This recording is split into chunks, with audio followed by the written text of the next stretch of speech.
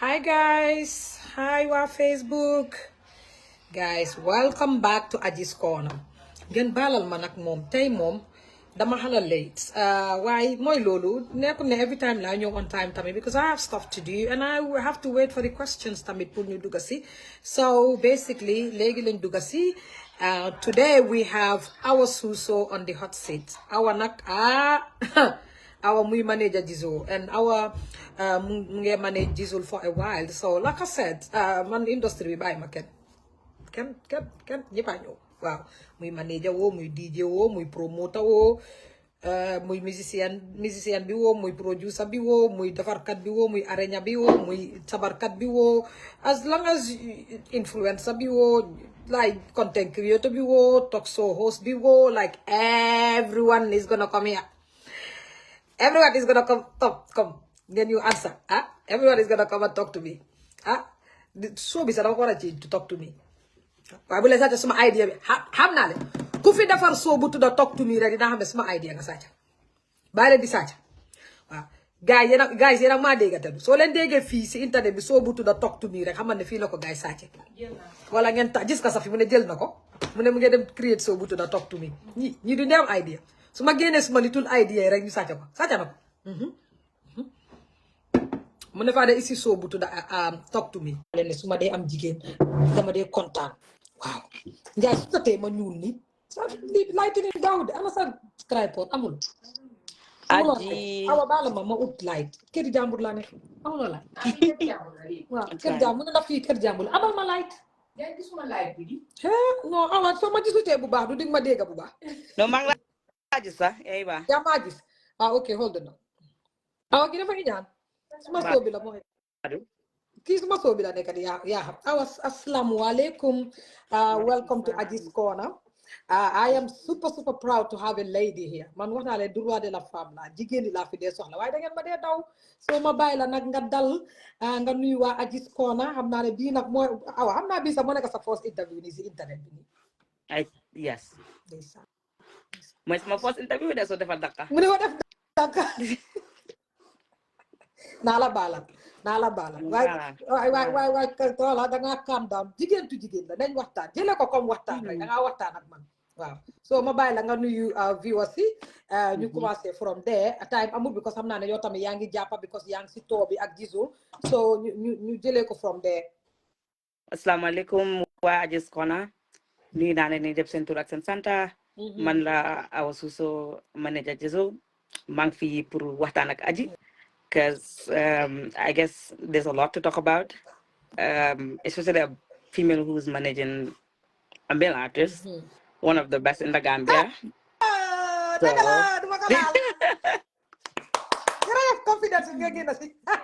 Yes.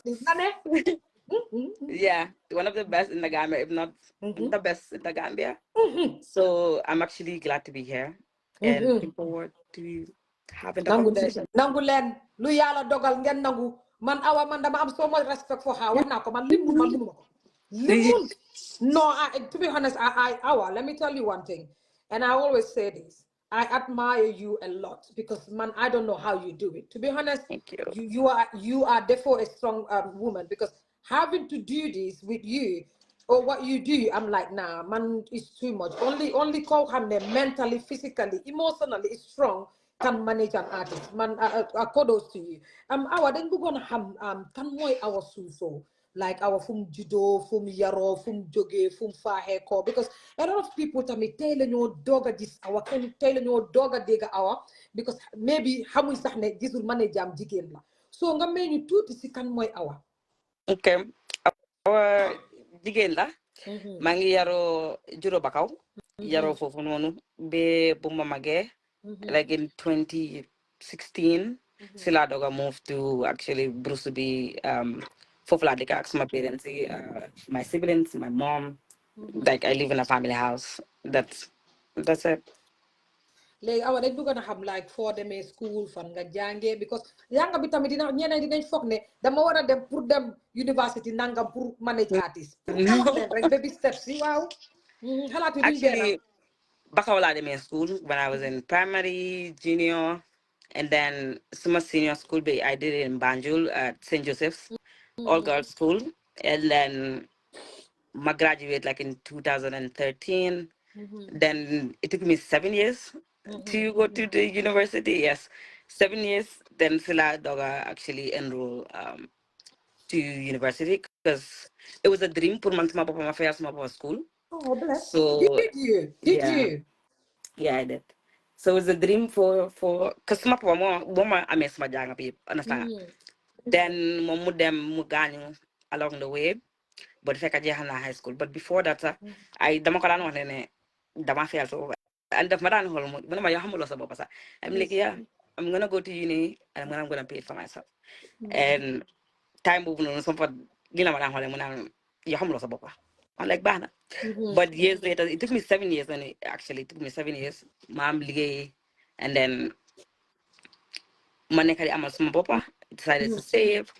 First, my papa 4 years of tuition. Jahal University of the Gambia this year Yeah. in February, like yeah, and graduated in February. I think graduation was in February, yeah, February, March. Awa loolu am na solo torop awa yow nekk nga jigéen boo xam ne comme ni ma ko waxee man I admire you a lot gis naa ne because man I follow maa ngi amee sa number dama dee gis WhatsApp status dama dee gis WhatsApp yow di post and everything awa gis naa ne yaa ngi liggéey yow benn xale bu jigéen boo xam ne ndaw la ngay liggéey nga doon dem school te xam naa ne you are interested in furthering your education ngay liggéey di dem school to manage an artist manage artist like our boobu bloody hell is a lot of job our dem school having to study sa artist we were am so our nga buy lulu tamit dem di liggéey because if I'm not lying I saw that you're working at the airport but I'm not sure about this because of your uniform awa wax ñu yow naka nga nekk dundee loolu as a woman who is young ba pare nga war a am naka leen ko waxte nga am private life boo xam ne da nga am pour socialize with your family your mates like how do you manage to do all of that Aji yomut, yomut de, la di da. If I think about it, man, I'm like, man, man, can actually definitely it's a lot yeah because next body ligue is airport, but I am working. I'm not gonna disclose when I can ligue because of contact, but yeah, mangi ligue for 6 years now. And Maggie manager at the same yeah time, Mang done them school at the same time. It was not an easy journey because time bob no no I have to study this time because university you have to study. You have assessments to do, you have exams to do. But then ligate to young amsa role to play sa expectation see with Jizzle as well is the same thing. So you just have to find a way to balance it coupled with my private life also. So get it. Sudan shoot videos, that magic. Small regle, no more regle. Small book is in my back always. If I listen have the time anywhere, the madam know what to be in a plasma oh I'm study. not gonna lie I'm gonna cut you there yeah I I do ask myself why is our always having a backpack and I asked someone when we saw you we were going out we came to we met you and I was like why is our always having a backpack Books.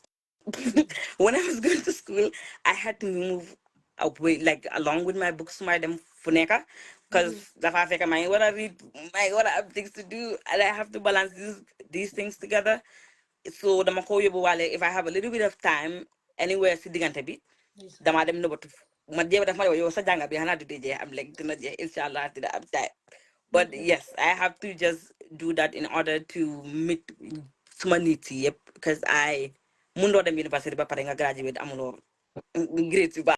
listen So and you have these responsibilities on your shoulder as well. So you need to find a balance. And man, my balance was time bo no amudol moto.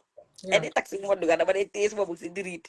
Wala dem school sa mati book di read ko besi school bi also my dem lige tes mo book si read goodie if I have time I read before I sleep. And then if it is exams, ibu mom duma de nelaw. Bu mom dama nek di read like fama gis nak mo da fama gis gamé nak may sax nelaw.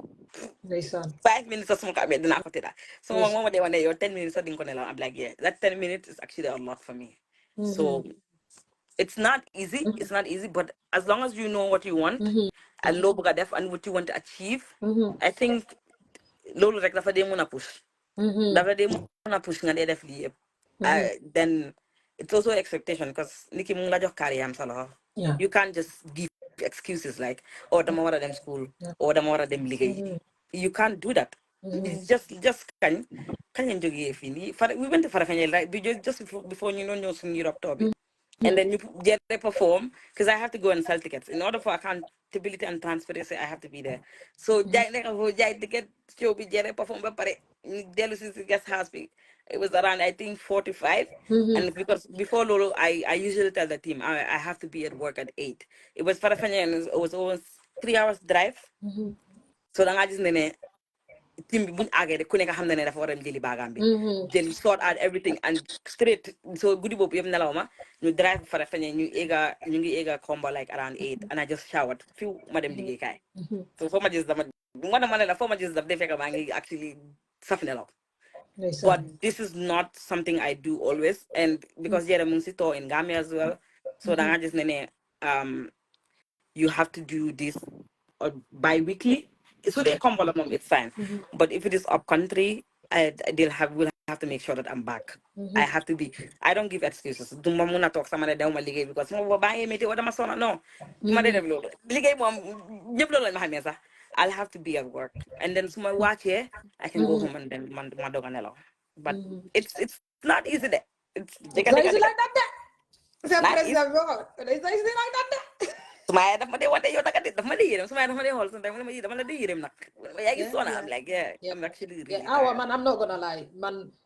I look at you and I'm like, but I'm interested in your WhatsApp status because man, I'm someone who learns. So whatever you post there, whether you know it or not, I'm learning from there.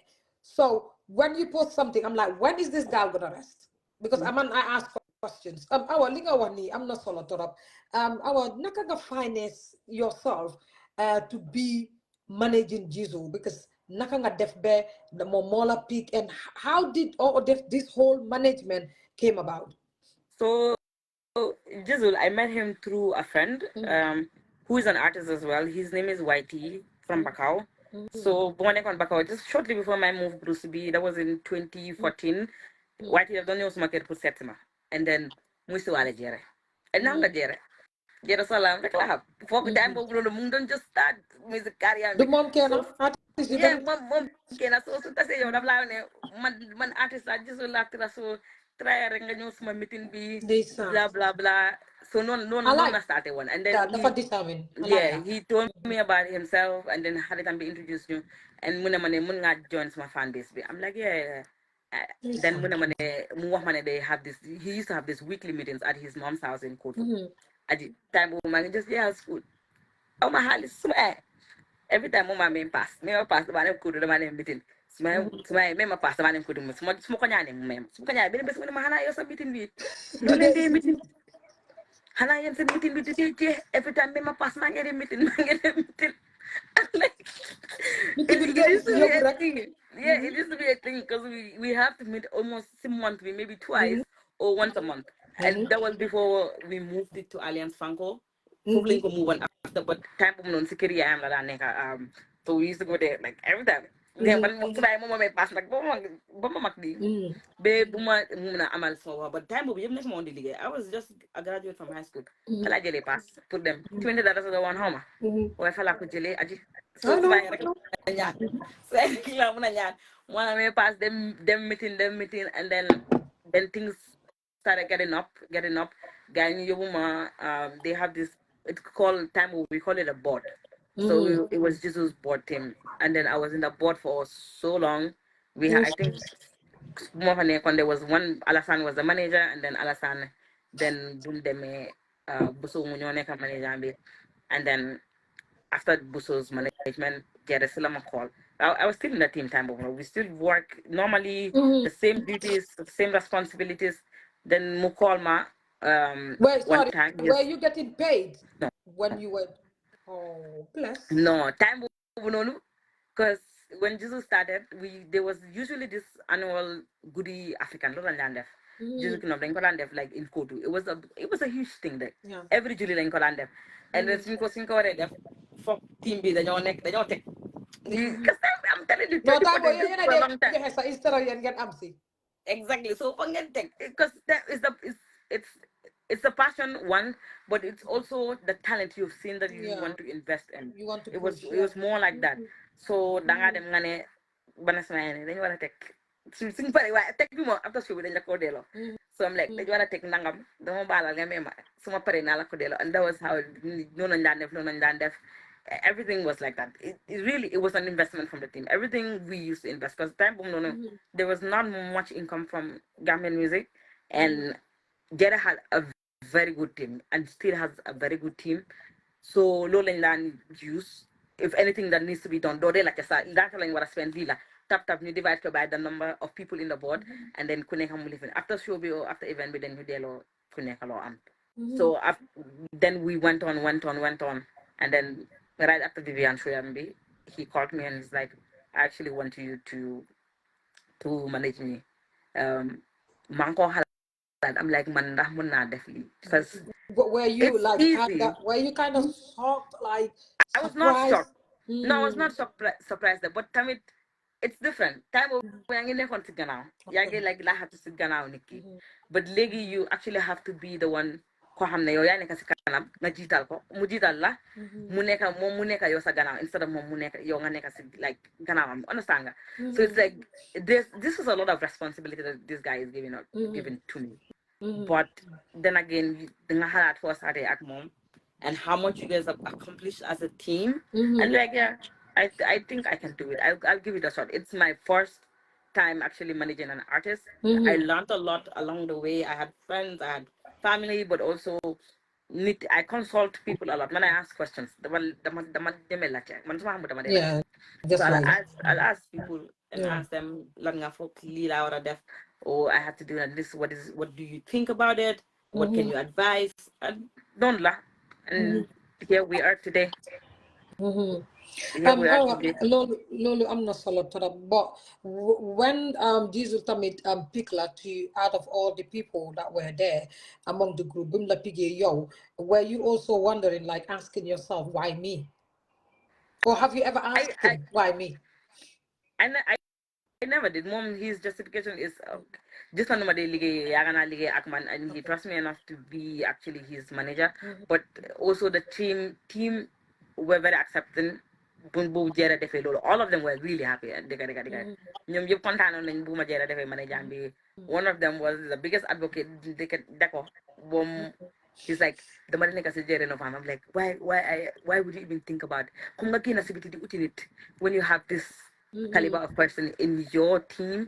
I think you should actually give it a shot and jokorek mo def ko. Yeah, to But be honest, alhamdulillah. if you ask me, I would say he made the best decision. And when he said on our interview that my manager is a woman, I was like, huh? Like that was just like a slap on the face to Malafena. Awa, you are one of the first female artist managers in the country, the whole Gambia. One of yeah. Excuse me. So yo, what do you make of that? I'm actually grateful. I'm really really grateful, but also I take it as an opportunity to do what others can't or don't have the opportunity to do, but also inspire the generation coming. A woman can lead, a woman can be a manager, woman can be someone that people look up to, especially a very young woman managing a very big artist in Gambia. Yeah. At least they could be like, it's a job. It's a job. It's a full-time job. Yeah. So people can at least Nikki dingo muna just mu just ma and be like man sama maybe lila buga neka because you earn an income. Yes, time moving on it was starting blah blah blah, but it's an income generating place too for you for yourself. Yeah. It's dega. So actually I'm very grateful that I'm doing this honestly. And then so again someone can step up and hopefully it's gonna be a woman. I'm gonna advocate for that.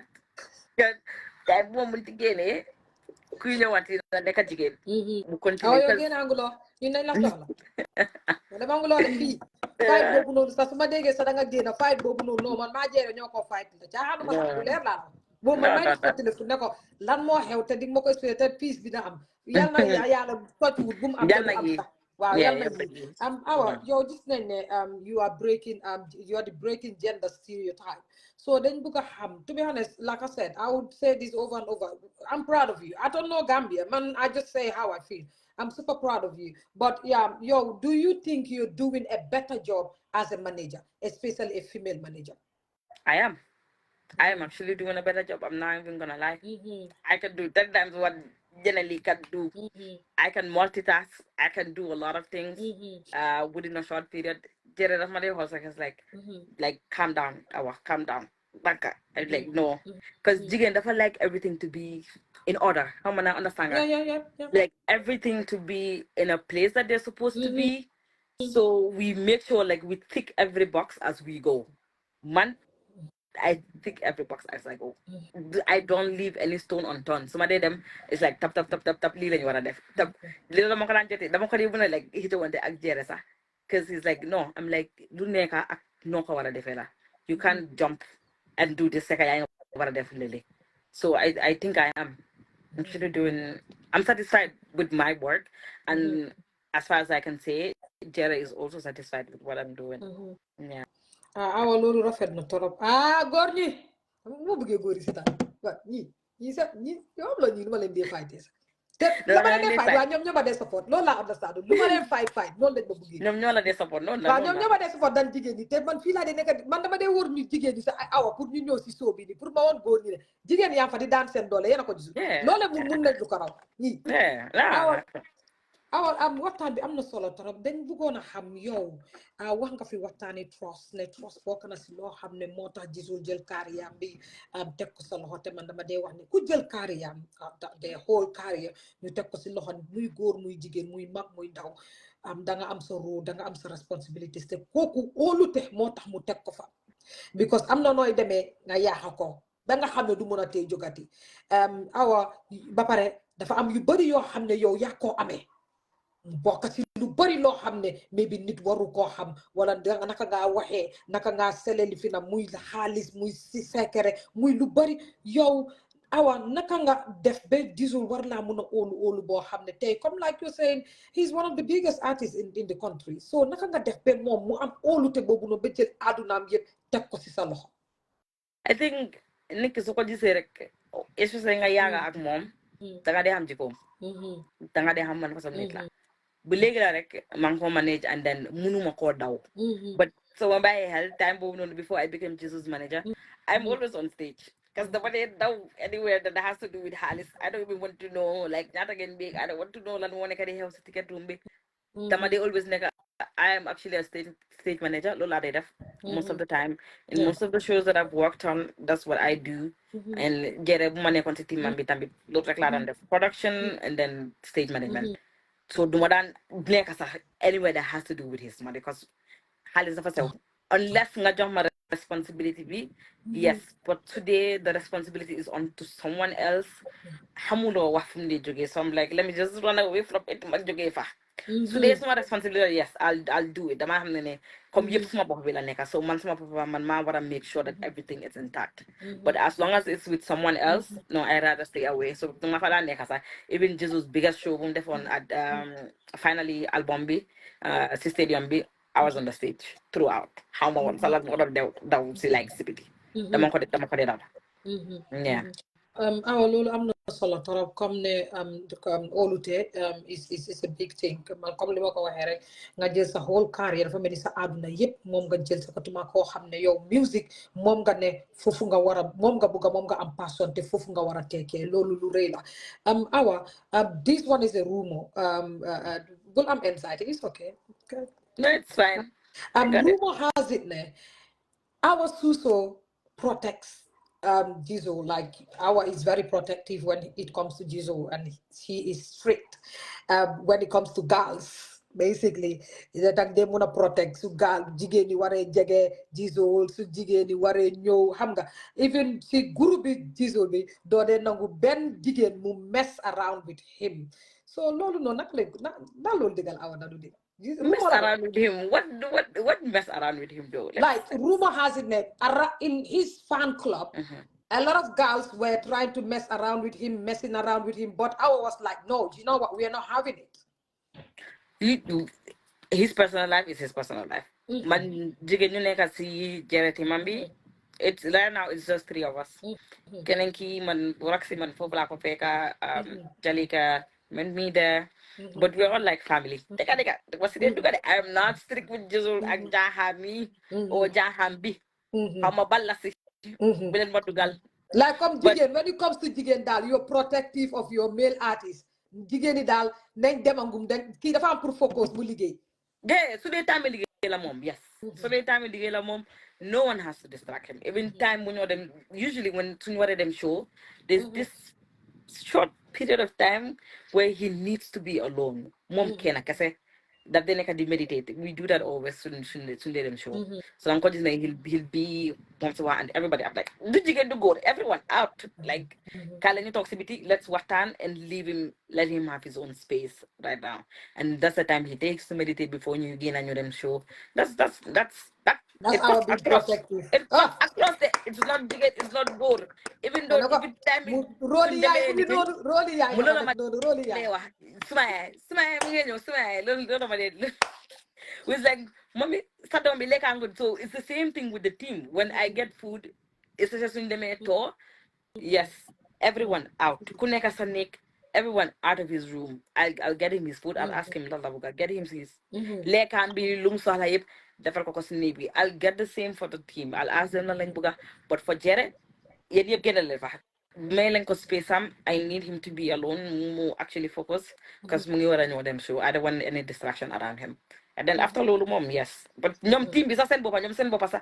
If you ask them, sindeme living, I'm like, dama dee toppa ku nekk caabi bi man naa ko amee I want to know yow diw ak diw si néeg bi ngeen nekk okay so every 5 minutes kong they like no awa benn jigéen nekk fe no I'm like nah because ay góor la àndal and ñu ngi tukki si dëkki jaambur lu fa munti xew it's jere timam bi it's not gonna be your sa tur so I Yeah, need to make sure that all of reputation you am are checked profile am. yes everyone literally it's liggéey then ñu dem so dama guy dañ dee your manager your mom manager bàyyi loolu yow tam yaa ngi cool yaa ngi I'm like nah I have to actually make sure all of you are checked because I xale yu góor laa de half of the team are all male ñoom yëpp man rek fa nekk jigéen so I need to make sure that everyone is actually doing good before ñuy def yoo xam nga fi góor yi rek Yeah, nga def I def know, def I know. def tour dem up country ngeen ñëw daba jaane foofu noonu non Our Lolo, I'm not solo trop. Again, I would just say again, rumor has it through there that you are strict, and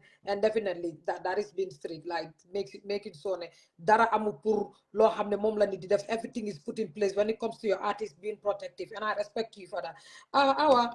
You know, our dal when it comes to ligéyam daf si degu.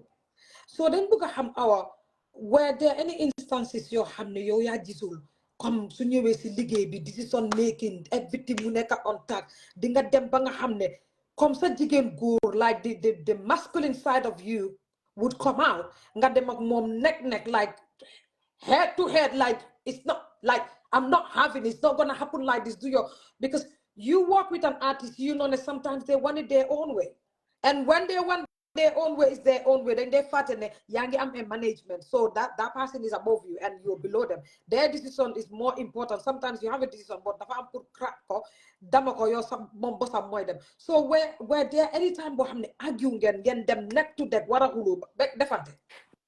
Didn't they actually defend it? Oh, Jerry respects me a lot, and I respect him too. New Jackson relationship is based on mutual respect, and then doing they hulo. But sometimes I can correct so they under.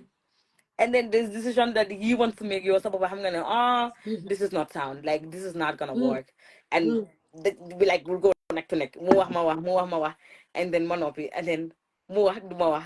I'm like that sometimes like I can just keep quiet and do malafale and then munan why man dama don wax rek man dama xamul lu tax nga nekk di mer nah I'm like I'm not nekk ba di mer sax but yo dafa mel ni there was one time we were in the car man ak moom ak deko am na luñ doon dañu war a dem tour I think it has to do with ñaata nit ñoo ñëw because at the end of the day you need to control how many people you're going with because all of them are under your responsibility but tamit cost you need to factor in costs so then them the so it's this is not kale ñu buubaale ñu dem party. This is work. Liggéey dañ nekk di dem liggéey ñu ñibbisi. So ku bëgg a party na fay pass mu ñëw party, but this so da ngaa dem time bu xam nga mën a déedéet and di mun a wax déedéet. So dafa wax ma wax am na boo dem wax am na after ma noppi and mu ne de ko ne de ko bu ne ko dégg soo leen déglu wante rek di ngeen understand he's like de waaye dafa mel ni awa mu ngi mer ba léegi noo ko bëggee rek dañ ko def moom daf dee gaaw daf dee wàcce si suuf it's like noo ko bëggee rek léegi nañ ko defee am like déedéet mu ngi cool but yes we do that sometimes even déema rek lañ si déggee because ñun ñaar we share the same. So my management does not only do with Jere and the show and all of that. I also manage his money. So his account, we have access to all of it. So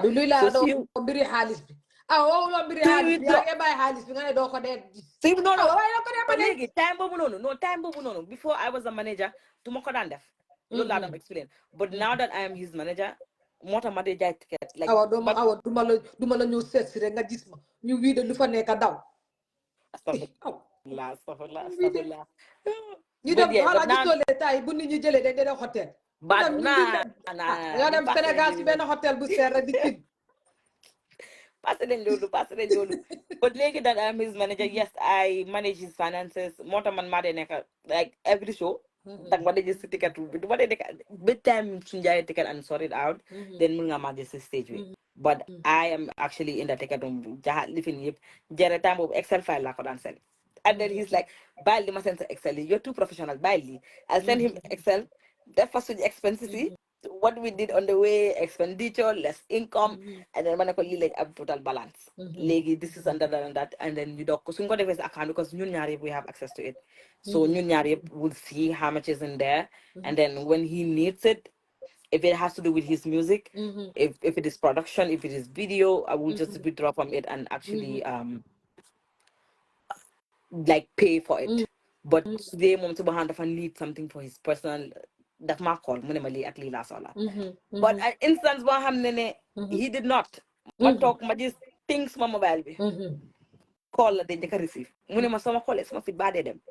Lol beso wala munema dang ma de call sama fit dem sa. Munema cause munema li motax ma am like you don't the reason why ñu ñaar ñu nekk di ko share it's because of transparency, but it's not like you have total control over it. Yooyu dangaa nekk di jël lu la neex non waaw yow jël bi sa dang dellu fi aw man maa ngi waaj a jël yow nga gis jël bi moom non I don't moom si bu ma xam na loolu suy jël rek man ko call aji daf de su ko sama call rek mu ne ma lii moo tax daf ko ekkati rek man nekkatuma suma xarit de naat suma waay nga jël bi nii ko dóor non suma waay nga but I mean, you need to control these things. Finances, production dafa seet léegi. Artist management is very expensive. There's a lot of things that you need to pay for. Music is expensive. Music is expensive. His art, his music, his songs, his videos.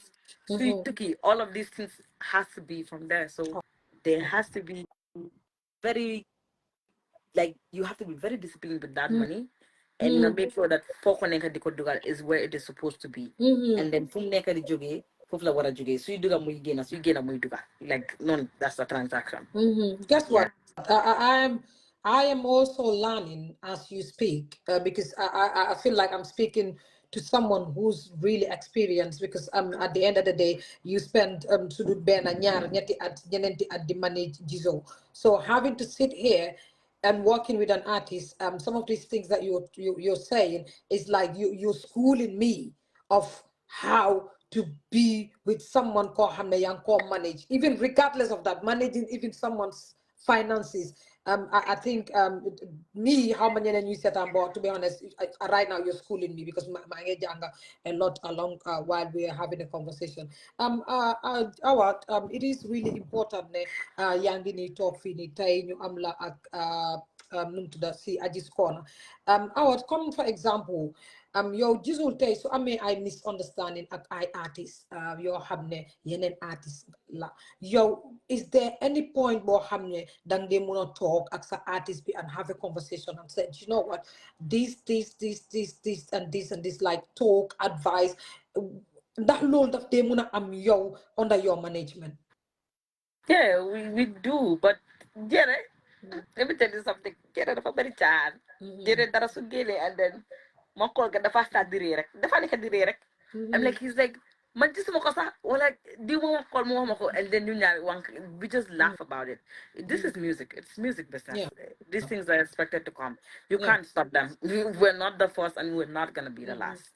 But Honestly. where So there any instances boo xam ne yow feel nga ne this is serious and then you have to meet him immediately and you lot have to have a meeting and said like it's an emergency, we need to talk. no, not really. Muslim done that instance for now. Mhm. And Mhm. yalla buñ ko am sax. Oh, I mean, Where we have to like I mean, awa loolu am na solo torop comme yow tey ni nga nekk di manager Jizzle mu am artist yoo xam ne maybe cut na leen off ñoom cut nañ ko off or amoon nañ beef or they not talking mu war a nekk yow sa show wala show yi keneen nga war a tase ak artist yooyu noonu yow sa interaction ak artist yooyu noonu ak ni ñu dee wax ak yow dang dee feel ne comme ndax where any times that you feel ne artist bi mu ngi maa dóore yàlla Jizzle wala artist bi tamit fiir ne awa mu ngi maa dóor yàlla Jizzle ndax every time dang they make sure ne it's all professional and mutual nga fiir ne artist la you know what they've got their own thing going on. How do you deal with situations like that? so I'll start off. Time boobu noonu Mm-hmm. buñ daan dem like Alliance Franco foofu lañ daan amee meeting. If people know Alliance Franco, every team bu nekk in these artists sent to me then for their meetings like at different times at the same time at 5 p.m. on Saturdays, but it's a platform bi la so gis nga pavilion bi nu mel noonu ku nekk daf dee toog and da nga dee gis ne dañ dee jóge da ngaa gis gisul kanam seen meeting dafa jee rek Yeah. ma dugga maybe si rem silki seen meeting bi understand nga toog foofu ma dugga may jira timam bi if I can jump in suma idea I do. So it became like family. Every artist, I know them on personal level, most of them. Yeah. And send wahala yi. It's not even professional. Could like suma gisee guy, I have to act professional. I act on a friend base because I know them. So dañoo waxtaan dañoo ree dañoo kaf like buñ nga ko génne tey sax ëllëg ma tase yow ñu nekk di waxtaan. It's not me like jotewuloo ak man or whatever the tension is not between man ak yow unless man nag dama faas man mun naa ñëw nag I'll come normal xanaa nga emale ma maybe si yow la moo jóge but from me you will see the same person. I'm a very very very friendly person and then man duma dee munuma change I don't know noonu lañ ma yaree munuma mere nit man mun nga maa tongo sama dem oola mus naa ko def sama benn xarit mu tongo ma man fàtte naa ko ma toog benn bés ma kool ko ma ne ko nama naara mu emale ma afta bu mu tegee si laa doog a fàtte léegi kii dafa tongo man wéruma man ni laa mel like I am a very friendly person duma dee tongo duma dee I don't have any tension with any artist su ma la gisee it's the same hour that you see moom ngay gis ba léegi non loolu that a muslim sax doo def loolu so no aw loolu am na solo torop ndax anytime tamit boo xam ne Jizzle am na misunderstanding ak benn artist so ngeen dem ba war a am an event nga toog ne Jizzle you know what I think this particular artist war naa mun a ñëw mu add on to every other artist and I think it is fair enough to invite this particular artist ndax yow dang dee fii ne you know what you lot can have your own thing, but under my management, I want artists A, B, C, D, even though you lot are fighting. Oh, then they consider, no, okay, because Jizzle wouldn't want this person, they're not coming to the show. How do you deal with things like that? usually Cindy I'm sure I give him all of the privy pour moom mu choose kan la bëgg a nekkal foofu and as much as man I'm fine with them moom between moom ak ñooñu noonu xamuloo the disrespect moom naka la ko jëlee it might be disrespect to him and I don't want to disrespect him so dama ko bàyyi mu choose moom kan la bëgg mu ñëw si show yam munuma koo forcer loo xam ne moom si boppam it's like non yoo xam nga ne kii daf ma disrespect wala kii lu ma lii xamuloo fan la ko toolu o wax moom ñoom buñ doon wax fan la wax bi lifin fekkee ma ko nekk ma fa so I give him the opportunity moom mooy choose kan la bëgg a nekk unless man ma aan koo xam ne I want to add him dinaa ko wax and if he approves because at the end of the day it's his show and then su liggéey ba liggéey bi génne musique bés boobu noonu it's his day to shine and bëgguloo anything loo xam ne daf ko égee on stage you need to there's different levels on how you manage an artist and you need to put all of these things into consideration so so you don't want anything to stress him on that day because he needs to give his all so égee si kaw stage he needs to be him so égee si kaw stage and yow bëgguloo jeopardize loolu along the way so you need to make sure yéen ñaar yëpp yéen a ngi on the same page so ku bëgga mooy ñëw waxu booy ñëw understand Because question boobu noonu dafa am solo torop comme ni ma dee waxee ñun Gambians si we take a lot of things personal. Someone will be sitting there and say, well, it's not even Jizzle, it's his manager or his management that does this and that. And to be honest, we've had so many times when an artist even does something like that, we're like, where is his manager or his management team or her manager or her management team? So moo tax dama dee wax ne soo bi moom nañ ñëw rek ñu waxtaan ñu reeral ñu dégg from the people that are behind also close doors, because yéen dafa laar pour ñu gis leen te you guys are doing a lot of job, a wonderful job behind closed doors te nit ñi xamuñ ko. Awa nga nekk jigéen ma nekk jigéen last year gis nañ ne Ajis Corner def naa fi vidéo ma génna def vidéo boo xam ne si sa artiste la mu nekk Jizzle ma def vidéo bi dëkk bi yépp di wax ñii ànd ak man ñii di coow ñële di ma tag Instagram ba di ma saaga coow bi ne res Ajis Corner toog si gannaaw li fi mbiri ne man wax naa li maa wax pare naa li si des def leen su nit yi taagee sax ma def suma ne taal di dox suma dox parce que man wax naa li maa wax ak wax naa how I feel and how I see things. Awa yow nga nekk manager Jizzle after loolu tamit beneen coow génn si waat si beneen artiste. Awa nga nekk manager Jizzle ma toog randomly suma inbox bi ma gis nga send ma a very long message di ma encourage di ma calm di ma wax ne yaa ngi fi su ma la soxlee maa ngi ko wax suma kawar yaram bi di taxaw nga may ma courage puus ma ne ma bul bàyyi bul xaddi lu nit wax bul dawte bul ragal. Awa waa Ajis Corner dañ bugg a xam tey ak team bi yow mi nga xam ne sa artiste la ak artiste yi keneen yow sa bopp nga gis loolu toog te xaw ma woon sax ne yaa ngi follow suma show bi nga send ma message boobu. Awa lan moo waraloon Awa manager Jizzle bi mu def loolu, because today I'm gonna tell you when you sent that message it changed the whole game for me. It was where I have to beat my chest and said, you know what, let them say whatever they want to say, because man munuma wana ñëw si waxtu boobu noonu ma taxaw si internet bi ne wax leen waaye manager Jizzle bi contact na ma, but then man dama dee wax ne lu nekk waxtoom, there's a place and time for everything. Tey la waxtoom jot yow nga war a toog fii. So Awa man ak ñi nga xam ne ñooy suma team bi, because it's not man alone, how and why did you do that? How? Aji jigéen doo ko dee merloo.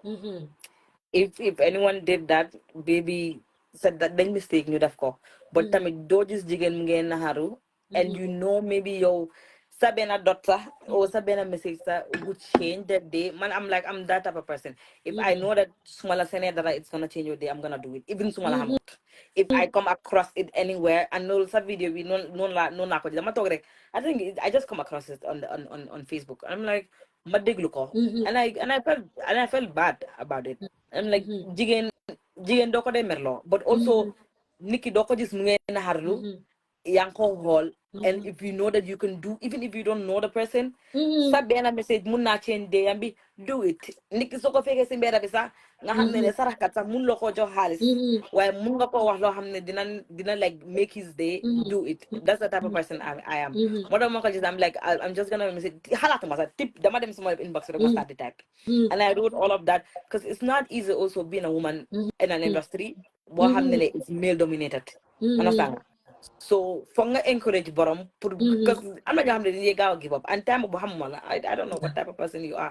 So I'm like, let me just encourage her from a female manager who is in this industry to another female and just tell her that to keep doing what she's doing. And she got this. Like don't they fall, like you have to put your foot down, Aji. Like me is already a guy, you have to like pump like the moment nga start them near like it's not gonna be good for you.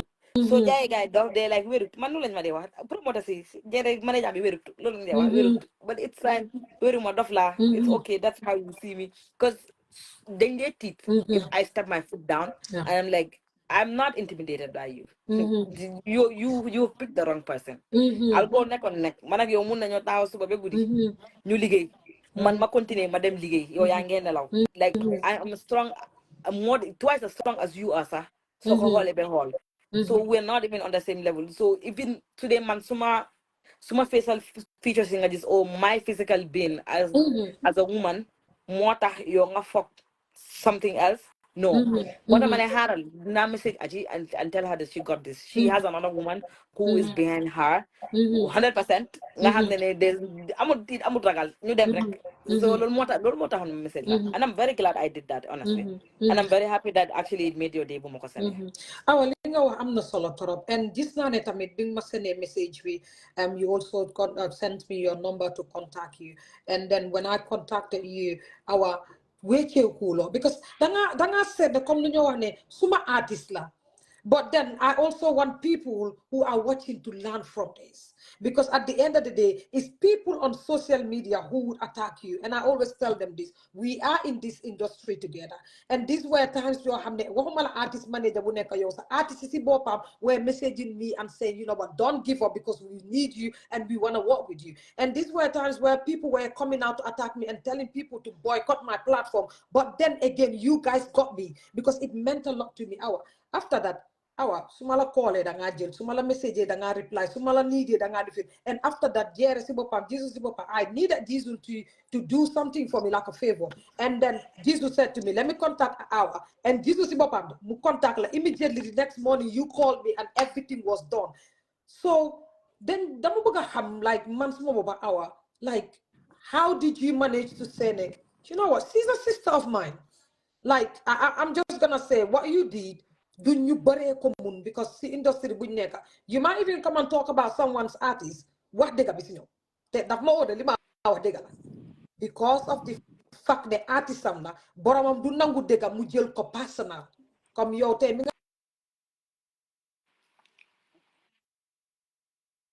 nga déglu because media bi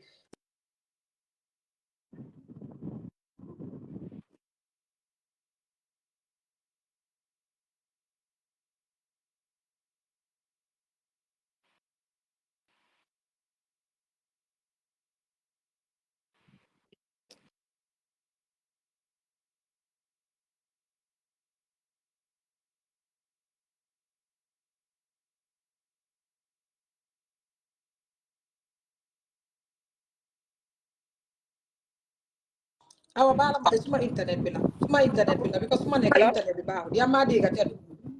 Yeah, I lost you for a bit, Aji. Okay, hold on, ma living na ya ma dégga yeah li ma wax moo nekka comme da nga am ñoo xam ne manager yoo xam ne tey because li nekkutoon mbiri artiste rek ak social media ak li fi because we have other managers in the industry te su nekkoon beneen manager la dina ko dégga mu jël ko personal regardless of what I said exactly was something to do with your artist te yow loolu xew na beneen artiste mu xew te beneen artiste mu xew all of them together you send me a message to encourage me yow lan nga am pour ba pare ceeñu loo su ma la soxlee dinaa la am su ma la message dinaa la am lum guddi guddi dina xam ne suba awa bu eewoo dina ma call wala dina ma message soo ko munutee sax di nga ma message dama aji ma ne naam dinaa call jeere mu def ko di jara def soxla naa fi jeere sax ne ko dama la soxla mu ne ma ne xaaral ma call awa mu def ko léegi moom muy artiste bi te yow lan nga am pour wax si loolu si ñi nga xam ne manager la te ñuy seeta awa bul fàtte ne jigéen nga maa jigéen munoon nga koo jël so personal boo xam ne mbiri jigéen what you didn't. So I just wanted you to emphasize on there ba nga xam ne manager yuy seetaan tamit ñu mun a nangul seen artiste yi yenn yi.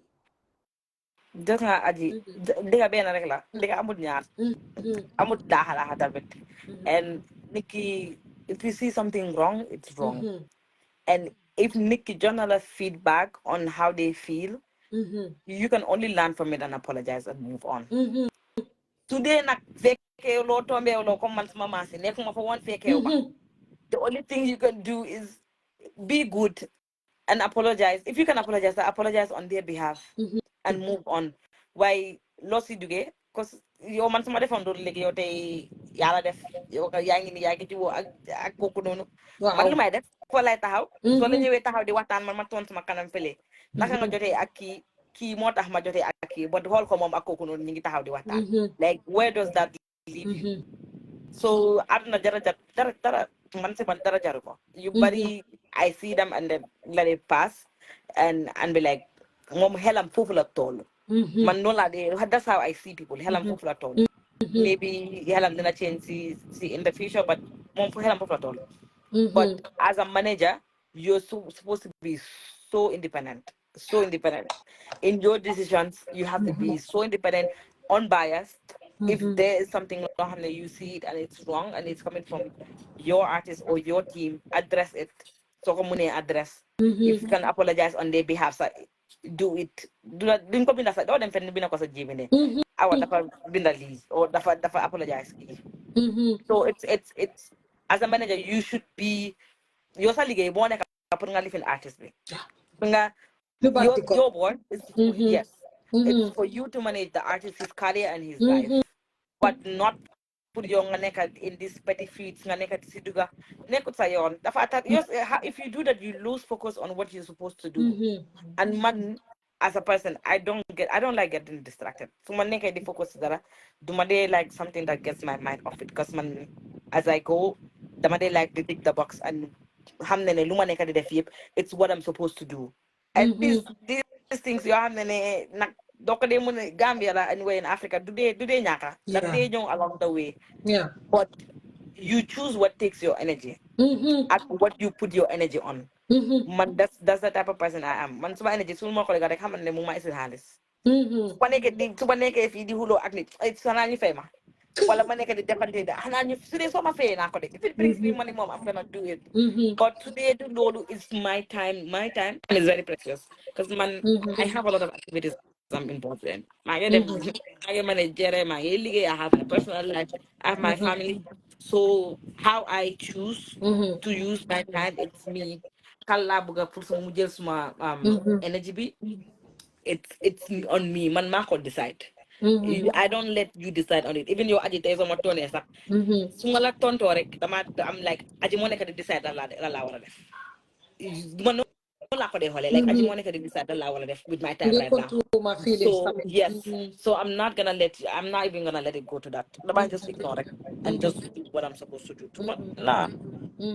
tuma yëngal sax Our question bi nag moom I think ne ñun ñëpp wax nañ ko si artistes yi included me awa gis nañ ne artistes yi suñ demee ba big wala ñu feel ne ñu ngee big dañ dee fuuy ba beew dañ dee big headed man loolu laa leen de wax every time may leen yéen artistes yi yéen Gambia artistes make leen $10,000 sa ngeen fuuy ba beew awa yow do you feel ne most of the time yow da nga am pour def a lot of job while Jizzle mu def like minority be a small job because more big artist la because this is where an artist will like small manager more what def li mu tëdd def small manager more dem ci mu buy the whole management and the whole work in your hands yow da nga feel nga at any point that Jizzle does that as an artist or just let us know.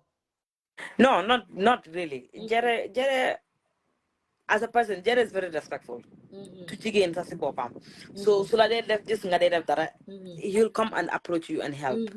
If it has to do with meetings, both of us, time bi lañ war a def ñun ñaari bay dem.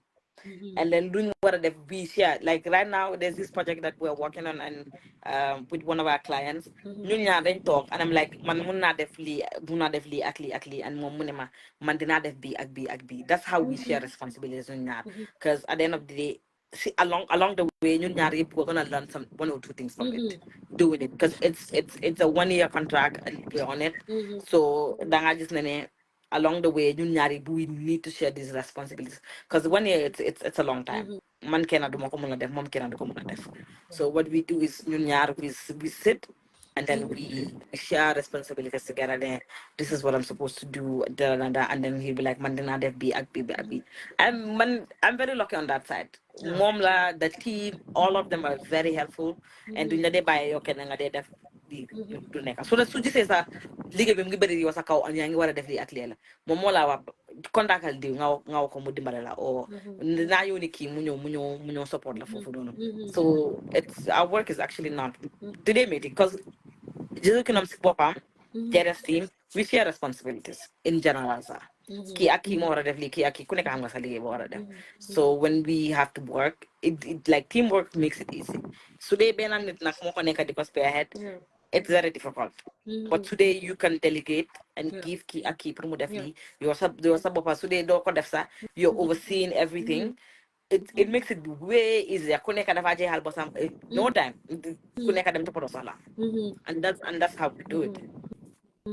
Oh, do you find yourself sometimes you have to have like danga am push stress, because when you give him a task, like a little task pour mu complete, he can't complete that task, and you have to chase him to make sure that that task is complete. Do you find yourself working with him in that kind of space where dafa am push stress la, because the mënut a complete a simple task?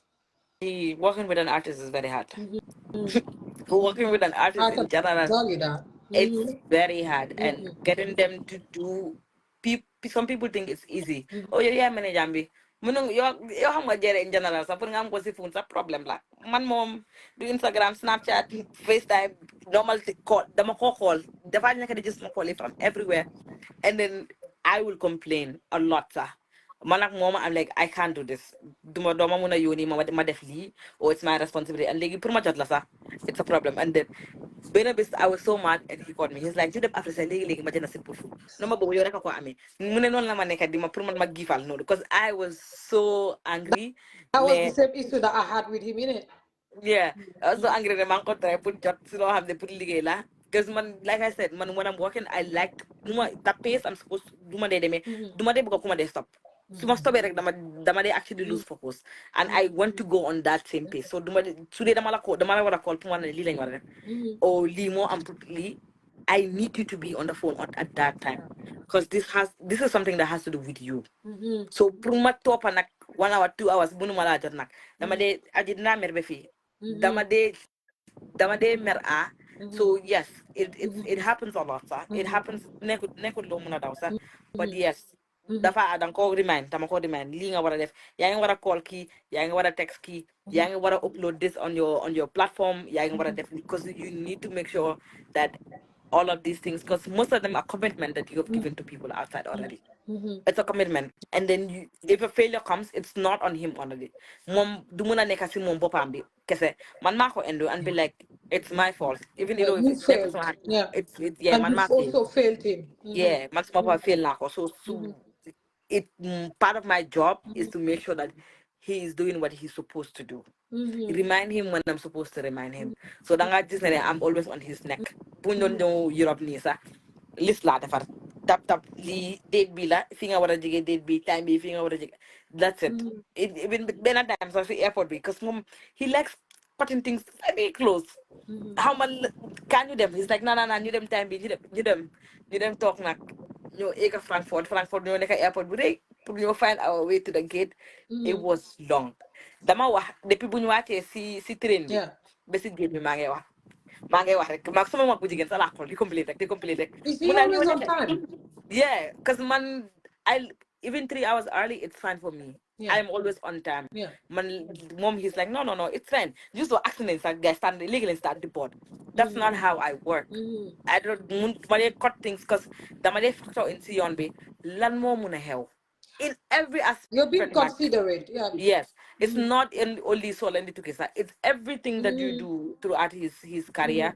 Learn more buna neka an outside factor wa hamne dafa ñu mu delay len.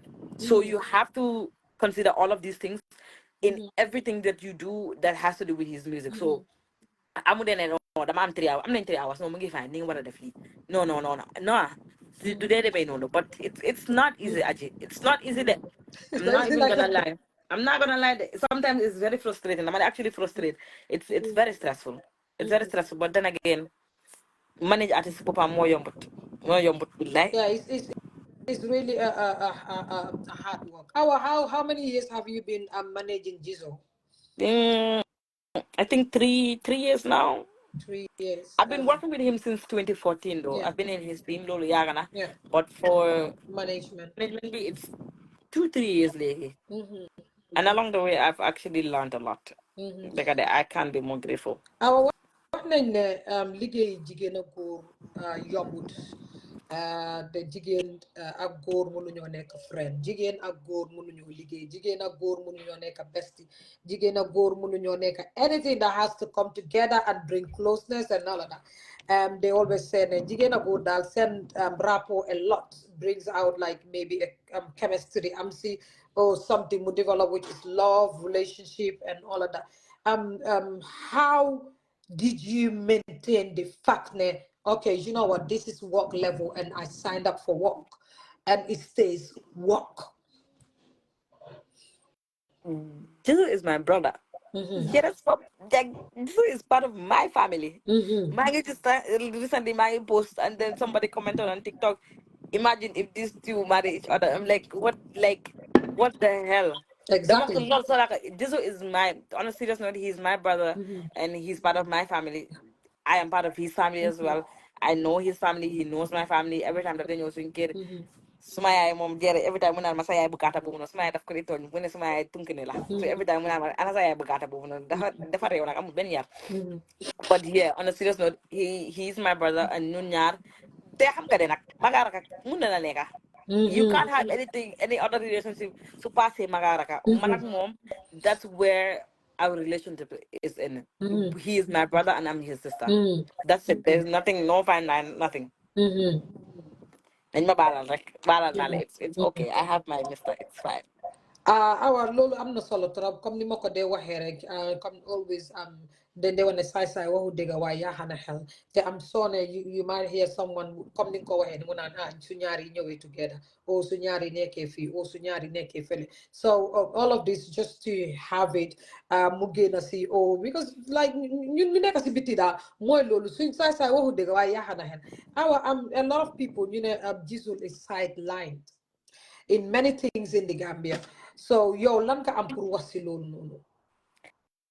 I don't know, sidelined might be a bit too much to say, but let's just say that sometimes when we have events, the support we're supposed to get, we don't get it. We hosted one of the biggest festivals from in Gambia here. We had we had Oxlade, we had Stoneboy, we had Ida Samba Fufunonu, we had a DJ from Senegal. That's a very big event to host. Cause Yange I'm like an international artist you have the Yang invite and they have their standards as well. Yeah. It's not like Gambia. The man knows as you no. Yeah. The car they get into ñoom ñoo ko decide. The food they eat ñoom ñoo ko decide. The place they stay ñoom ñoo ko decide. You treat them as you treat an international because that's how they are. That's how big they are. So having this type of event, it was too much in it was fun. Then like we can do it. But boom, we realized that like this is very big. We're doing something very big. But to say that we got the support that we wanted to get from people, I mean from Niti outside, the fans mom, they're amazing. People supported Niti Nyonen, the promoters, they did their thing. But when it came to like the financial aspect where you danga would like office yep nak kayo mo data. Office board them dinga talk 30 minutes nga explain lang mo la face. Yes, sir. Then you get Niti the one kay dinga follow up dinga them ak ñu we only had two sponsors in that event. It was only two. We had one was Afisal, they gave cash, and then I forgot this. There's this financial company. Ñi dinañ ma mere, xamuma lu tax ma fàtte seen tur. But yeah, they were ñoom ñaar. There was these two companies like ñoo xam ne ñoo ñu support on, and then it was very shocking because buñ doon promote lii, we promoted it as it we're doing a festival that sells exports Gambian music outside. Because if these big artists time moving on Oxlade Genang would close us that famous song. Yeah. Even boom Nibesa, and the song came out, somebody had to call him. It was like Mangron was my boy in closer, closer, Kuku one from Gambia. When I'm a did it, Kuku is a big artist. I'm like, yeah, that was the guy in Gambia. So we had these big artists, Yohamine, Isn't and then when they go out, the hospitality that we gave them, then go actually relay outside from them back, and that's how it serves our country as well, because it's a festival. We bring them, but sometimes we expect them to take the Gambian name outside as well, so that people can get to know us more, especially when it comes to the music. But to our surprise, Ajit, we did not get the support that we wanted, or we hoped that we were gonna get from people. So most of them financially, ñun ñoo ko doon def. Half of it financially, financial living be aspect C. We did it ourselves, and let me tell you something about Jesus' team. We don't care how much the money is. It's not even about the money. It's the Yeah. work. Like Yeah. ñu nekk sa team bi liggéey bi la. It's not even ñaata lañ nekk. It's like plan A demut. What's plan B? Lan lañ mën a def to get to do this and that and that and that. and everybody is like ku nekk am ngi taxaw ngi xaar. So even if we have to dip from our pockets, we'll have to dip from our pockets. We'll do it and def ko. But fortunately for us, so I'm an artist. This is why I said financial discipline is very good. When you make sure that yen send tour, it's a household name, and there's an account under that name, and the money is flowing in and out. Come no len ko bëggee, and there's a threshold boo xam ne ne doo leen ko dee wàcca foofu is the limit. So leen fa eggee foofu ngeen di am unless yokku doo ko génnee. That's that is how it works. You have that in place, all of these things in place, then you're good. You're good to go. Though they lu nekka lu ñëwut, you have a plan B bu nekka di talk di leen have. So to say we're sidelined, sometimes the support we're supposed to get, we don't. From the fans, mom, they're amazing. We get it, we get it from them. But when it comes to stakeholders, don't.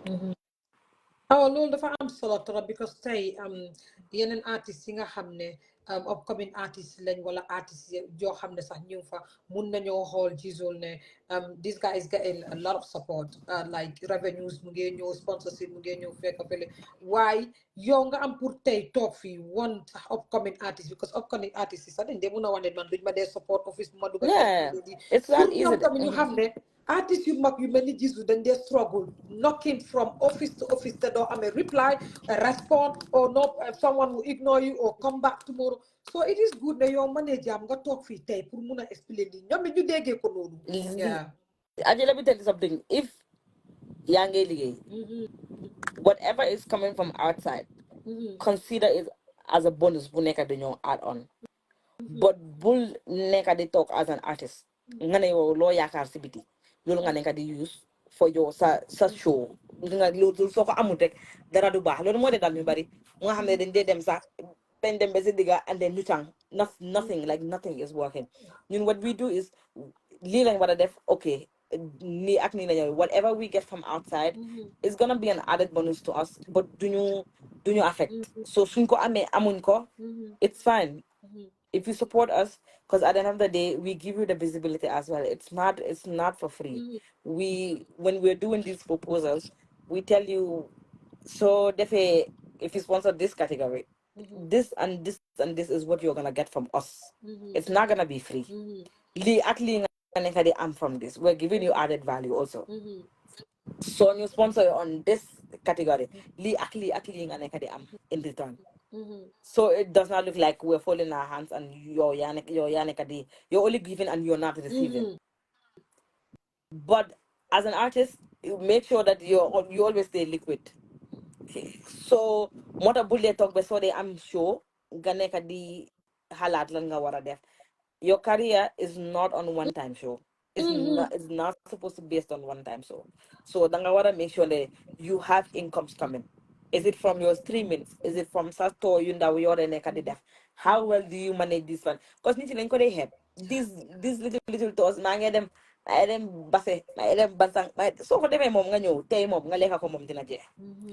The xaalis moo mel noonu. But if you plan ne lii ak lii nga war a def and you save the rest you're actually good to go. Doo sona. But people it's just planning. It takes planning and it takes a lot. And I don't think tamit we have a lot of managers in Gambia ñoo xam ne they're managing their artists and financial aspects. I don't think we have that. Artists yi they're privy to the most of the time somebody just moo nekka seen xaalis bi ñoom ñoo ko moom ñoom ñoo ko amee Perfect. Yeah. ñoom ñoo ko dee Yeah. liggéey. With me you're working with me that money is not your money because if you have to pay for something you also papa warloo jël nga ne yow yaa ko nekk di ko dem fay.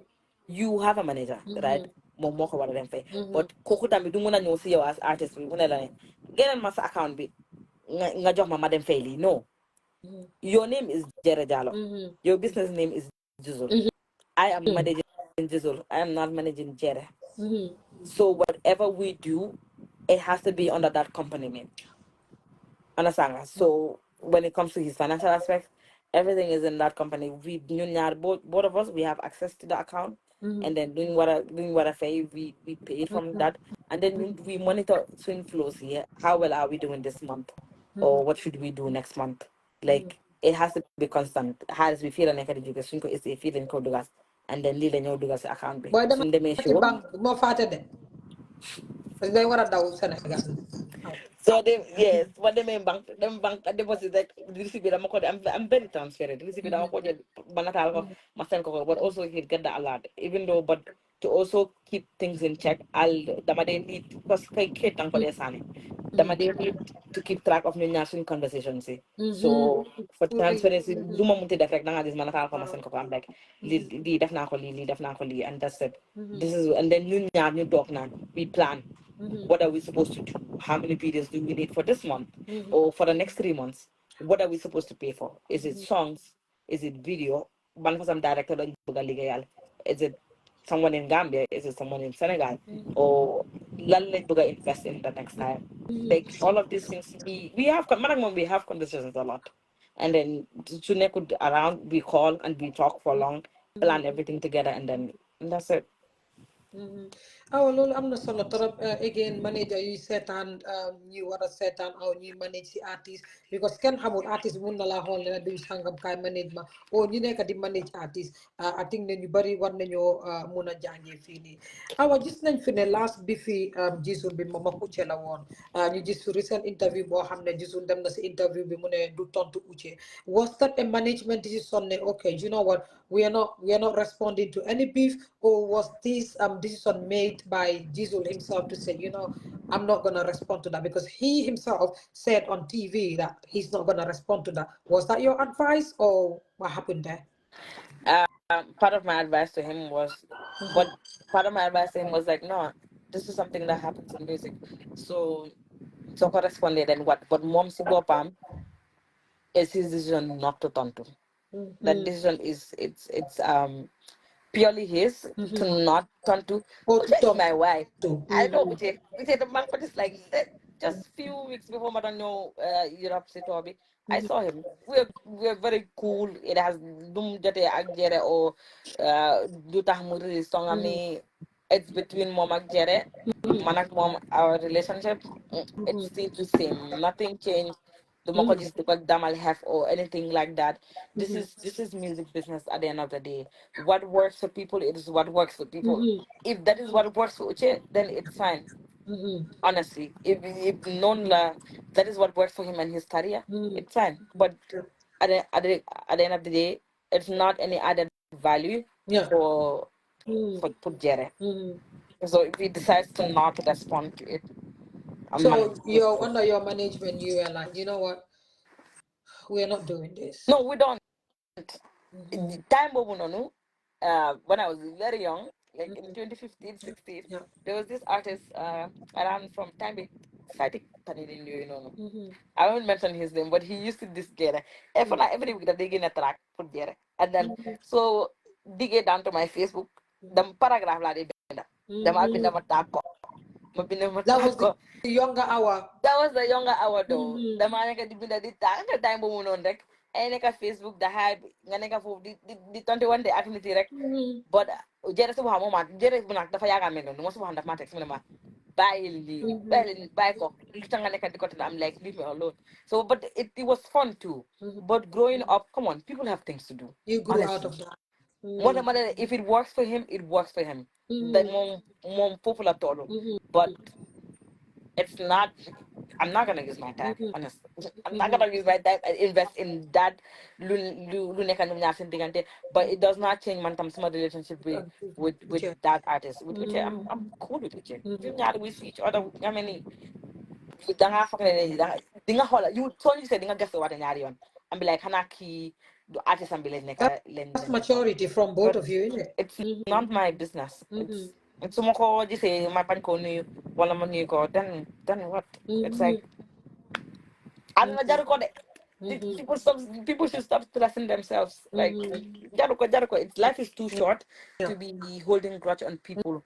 Like man, I'm a very happy person. My format is my area. Yeah. The woman kon bakaw. Everyone used to call me time is cool. Everyone used to call me smiling ghost. Format is my area nak.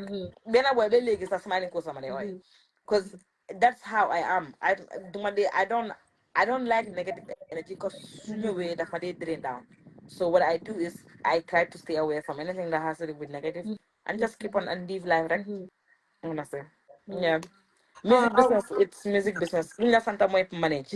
wow. Not do that between nit ak nit seen diggante. That's not waaye that's not soo my amee role. loo advice tamit mun nga ko si sànni advice sa artist na this is the best way. Yeah, this is the best way or lii ak lii nga war a def, but to say that in my maybe man suma tiyo aar bi de ne lii moo nekk suma responsibility, but part of your responsibility is also to deal with cere kum amal maybe tension with. It's not su fa nekkoon moom because dañ ma koo fay. I I understand. swear that you lot wouldn't go anywhere. If you say, me and my artist, we're gonna take everything that comes and make views out of it, bro. Nah, come on. But trust me, if it was part of like some your responsibility also is to deal with people that talk back on Jizzle or like I'm Yeah. tension at mom. So they me once Matthew because then man can say Mm-hmm. I'll do it. Yeah. But as long as this has nothing to do with me, it Yeah. is not a responsibility. It's Mm-hmm. not gonna add anything. Value. No Yeah. matter Yeah. Yeah. dañoo wax ne de suñoo expérience ku nekk lii la waxoon moom tamit Yeah. manager bi tam lii la waxoon ay waxoon na ko fii waxoon na ko fii ban njëriñ la amal. Yeah. It has no use. Mm-hmm. So man, what I say, as long as it's not bringing money to me, I'm Yeah. not gonna talk about it honestly. I don't Yeah. have To time be for that. honest, our yo yeah have more responsibilities than Jizo. So to be honest, yeah, you know, I definitely respect you for that, xam nga rek, because fokkee na mu jël di mature part. Te si Yeah. yoo la si yoo la waroon a jóge. Awa yaa ngi mention loo xam ne comme ne I was gonna ask you that next. Ndax yow under your management dañ la dee fay monthly or dañ la dee fay yearly or you just manage as you guys go so funds amee then you jox la dara under your management. No, I don't get paid monthly. I get paid per contract. Okay. So there's an agreement between Manak Mom, and it's based on every contract that came. Is it brand ambassadorship? Is it shows? That's how we work. This is what is supposed to go here. This is the percentage you're supposed to have, and then and one thing I am working on is to also pay him. That's we. I actually loolu lu ma discuss ak moom ba pare la. Well, I'm président bi like sax dañ ko dee fay de. dañ ko exactly Ak loolu lu ma suñ king discuss bi ak moom ba suñ pare king bi la. dañ ko dee fay so king bi Yeah. fay ko. So Manakala, what we do is because this money, it's a business money. Yeah. It's not your money. It's under a business name. So one of the things I'm working on this year is to also make sure that I drop something about him. He gets paid a percentage from every living. So soon you Madugal percentage be some on personal like low def copper on your personal living. Anything that has to do with your music Yeah. is gonna come from your company account. Yeah. But anything that has to do with you, Yeah. sa personal one bi dama la fay sa salary nu ma I nekk di comme totally noo agree ma with nekk that, di Awa, fayee because noonu lan laa fayee yow tamit so amut regardless ne mommy. suma Yeah. famille dañ soxla lii oh Yeah. non suma Yeah. xarit bi dafa am génte dama ko war a Yeah. lifin that is not my business and it's not gonna come from your business. Yeah. So what are we Yeah. going to do moo tax ma ne la it's stages and we learn as we go tamit we learn as I learn as I go Yeah. and I'm grateful that this is something I'm working on this year. Yeah. Immediately when we go back to Gambia, sir, that Yeah. everything we do, when Yeah. I pay myself, I pay him as well. Yeah. And then the rest of it can stay. And anything that has to do with his music is gonna come from that. His personal things he's Yeah. gonna do. Not gonna deal with him. I don't even want to Yeah. know. None lah. Definitely. Man, Bate wax dëgg. I totally agree with you because at the end of the day, mommy did not think some your hamne. He would love to do it or love to buy or love to do that. They get a fella something that like he would got his daily basis things your hamne. Some did not go fit and maybe do one of them jelly fella $5. Why so how many small money moves small pocket. Small door be allow where be so next month la ko jot wala duma amati ba next month then I think that will be thinking comme ni ko waxe rek that will be good why lolu lu nek baby steps la and I'm glad ne am ga lolu tamit on the menu you're getting ready for that our your mom our yo like I said I'm just learning as we go, and this is why I tell people that much more so in the field guests because I just want to bring anybody. I bring people in your hamne, ñun si industry bi lañ nekk, influencer lañ, talk show host lañ, everybody who is out there because though they have si kan nga jànge, kenn magut pour jànga te kenn magut kenn pour jànge from them. And industry buñ nekk tey ñu seetaan sa boy sa mun naa nekk di fi mu ne la kaay management and gis nañ loolu a lot. Artist Baham ko manage next partner or person or partner mu nekk di ko manage say you having to sit here I manage one of the biggest artists tamit loolu am na solo torop awa ñu ngi gis ne bii mooy sa first time nga dem tour ak Jizzle how this came about, because this nañ ne artistes yu bari duñ dee tukki seen ak seen manager yi. Last year sax bi fi xale jigéen yi tukkee coow bi amoon na ne xale jigéen yi dañ waroon a tukkee seen manager bi waaye ñu leen yóbbu Europe whatever it is waroon ñoo naan bàyyi seen manager yi te ñoom it jooy nañ ne dañ bëggoon seen manager yi nekk fa because buñ demee ba foofu si lañ xam ne dañ soxloon seen manager yi te gis fi ñu bari artistes yi jógee Gambia di dem ak manager am too te gis nañ ne yéen a ngeen too ñu lu bari tey mais bi nit ñi xamuñ tey ne Jizzle dafa yóbbu manager am si tooyam bi muy jigéen. Awa yow naka la lii ñëwee ba Jizzle toog ne this time around you know what, my manager needs to be there and I need her to be there and I want her to be there. You know, aji lu nekk time la. And do they yakamti on doing things just because people want you to do it. As an artist, financial independence is everything. And putting you with someone like your manager, it's not like can I mean no they can be dundambi, lekambi. So all of this you need to plan for it. And then back just start manager yagut. And we are working on a lot of things. Then I think this year baram doon dem defal li visa because usually mom tam su nekkee tour last time mu nekkoon tour I was in Switzerland but I was not for one because of liggéey. So I was there for a week and I flew back to Gambia. And he's like, next time mom think them because mom he always wanted that. And then this year, but I'm done them different visa. He's like, the tour is coming and I want you to come with me to Dakar so we can go. Living visa be put them. I'm like, yeah, I think I can do it. I'll just So take it. Mola in the along or is the organizers No, your mom, mom it's that you have? Jizzle. It's Jizzle. Mom is along. So he brought me along when he was coming. Summer Jambi was just one off show, but then you need to live in there. Every one of these tour you they have are very independent. It's not like being a person is spearheading all of these shows across these countries. They're handled by single promoters in different countries, and all of them have their responsibilities as well. Ne li akli la or defal artist we li akli. So what we made sure is once we got the visa secured, um, part of Lunde, I'll send you a list of things that you need to do, and it includes like get a +1 or +2. Ne moy ñew ci show bi li ak li lañ wara def. It's really good to have a manager mu dem ak yow because there's a lot of things that the artist bopam need to put stress about or mu nekk di xalaat ne maa ngi war a def lii maa ngi war a def lii maa ngi war a no, the person will keep you in check. And so leen demee to that place boo leen war a nekk di am show bi you as the manager at least organizer bi dina xam ne maa ngi waxaa someone koo xam ne moo nekk jere manager boo nekkul benn boyam bu ko ñëw certifié rek moo nekk di and there's some needs yoo xam ne artist bi daf ko dee soxla ñaaka ànd ak team daf dee is a lot of barrier between moom ak ñu ko nekk di ko oo and they end up settling for anything lu fa nekka because as an artist danga ne non man artist la am na yoo xam ne du ma ko mën a laajte o am na yoo xam ne du ma ko mën a wax but me as a manager I'm like this is standard he's supposed to have this and that and that you're supposed to provide B A B and C so it's not like mom dafa talk like they accept anything he's been thrown at.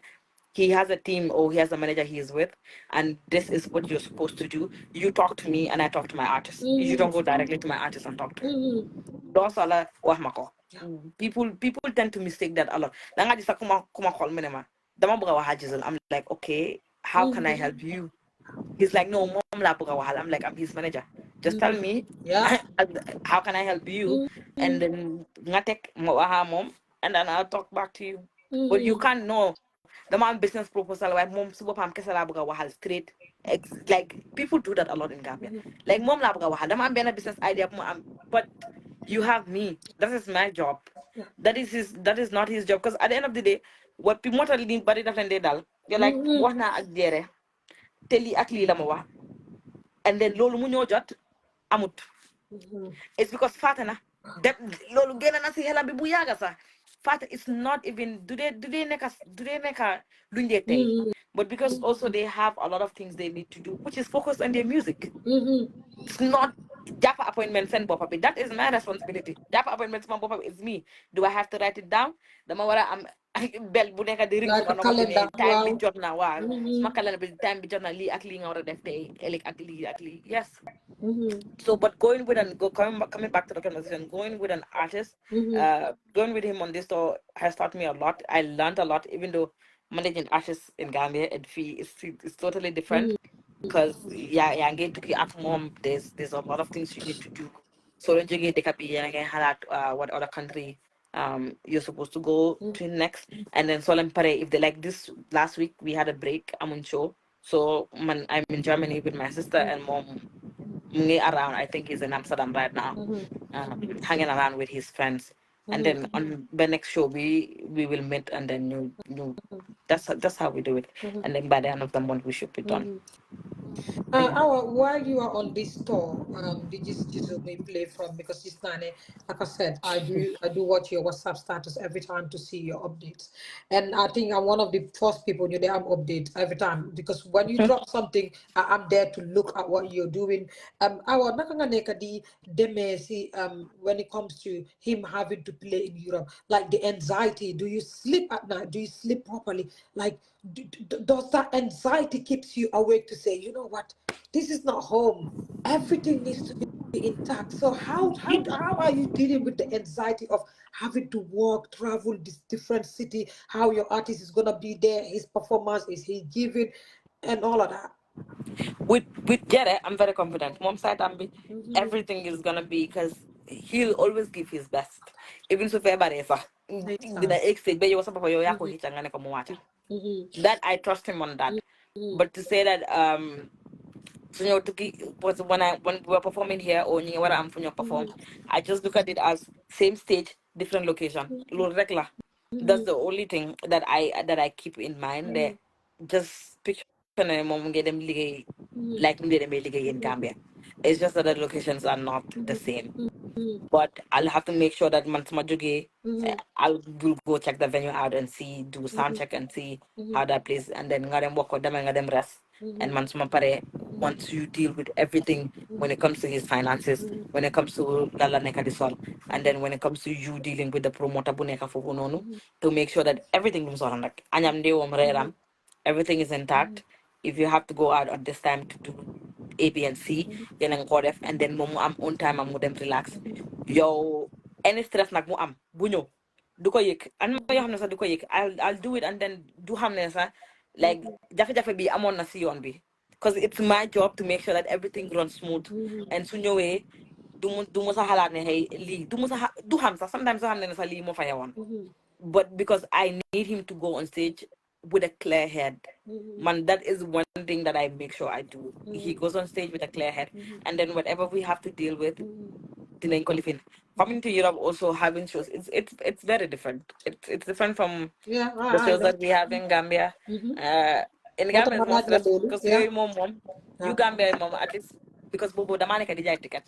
So the bad it's like wah, best bad with them dangaling ka di wax the whole goodie bobu nono. But B, at least it's a contract and then you get paid after it or before it, depending on your agreement with the person. So Alhamdulillah, we have not worked with any promoter so far. Ko xamne ne daf ñu actually stress. All of the ones that we have done shows with right now are amazing. They were very professional. Everything went smooth. Guy buñ paré ñom ñoo ñu dé jël ci airport bi ñom ñoo ñoo delloo and then we figure out what we do next. And Alhamdulillah, it's been going great. I can't complain. It's been going great. Like I said, man, I admire hardworking women, and I admire strong women, and I like to uplift women. But again, yo, yang si lo hamne, yama sinjike, yama ko gina ham, like, and sometimes, damadejis dara sama like, oh, that happened nga ne ma waaw gis naa ne man managing an artist dama am artist bi dafa am pour call ma every time lan laay sol fan laa ko solee yére yaa ngi nii taanal benn xaw ma lu ma sol de maa ngi war a dem today I had to be at the shopping center and I had to tell Safi yow dugal si biir and then listen, the network, I'm struggling there. It's an hour or few minutes when you want to gain and put them. And I'm thinking, no, bull sol bobu, gainel bele, do gonna feel somebody jai, soxy, gainel be, dollar bele, trico. Like, it takes a lot. I don't know if this happens with the male artists, but I think not male managers, but I think it happens with the female manager. I was, you know where you gave me courage? When I saw you on your WhatsApp status, guys, solo Jizzle kawasabi. Tek ko mu toog nga solo ko kawasam bi nga jël daala bi firi leesi jël daala bi solo ko defar daala bi. I was like, wow.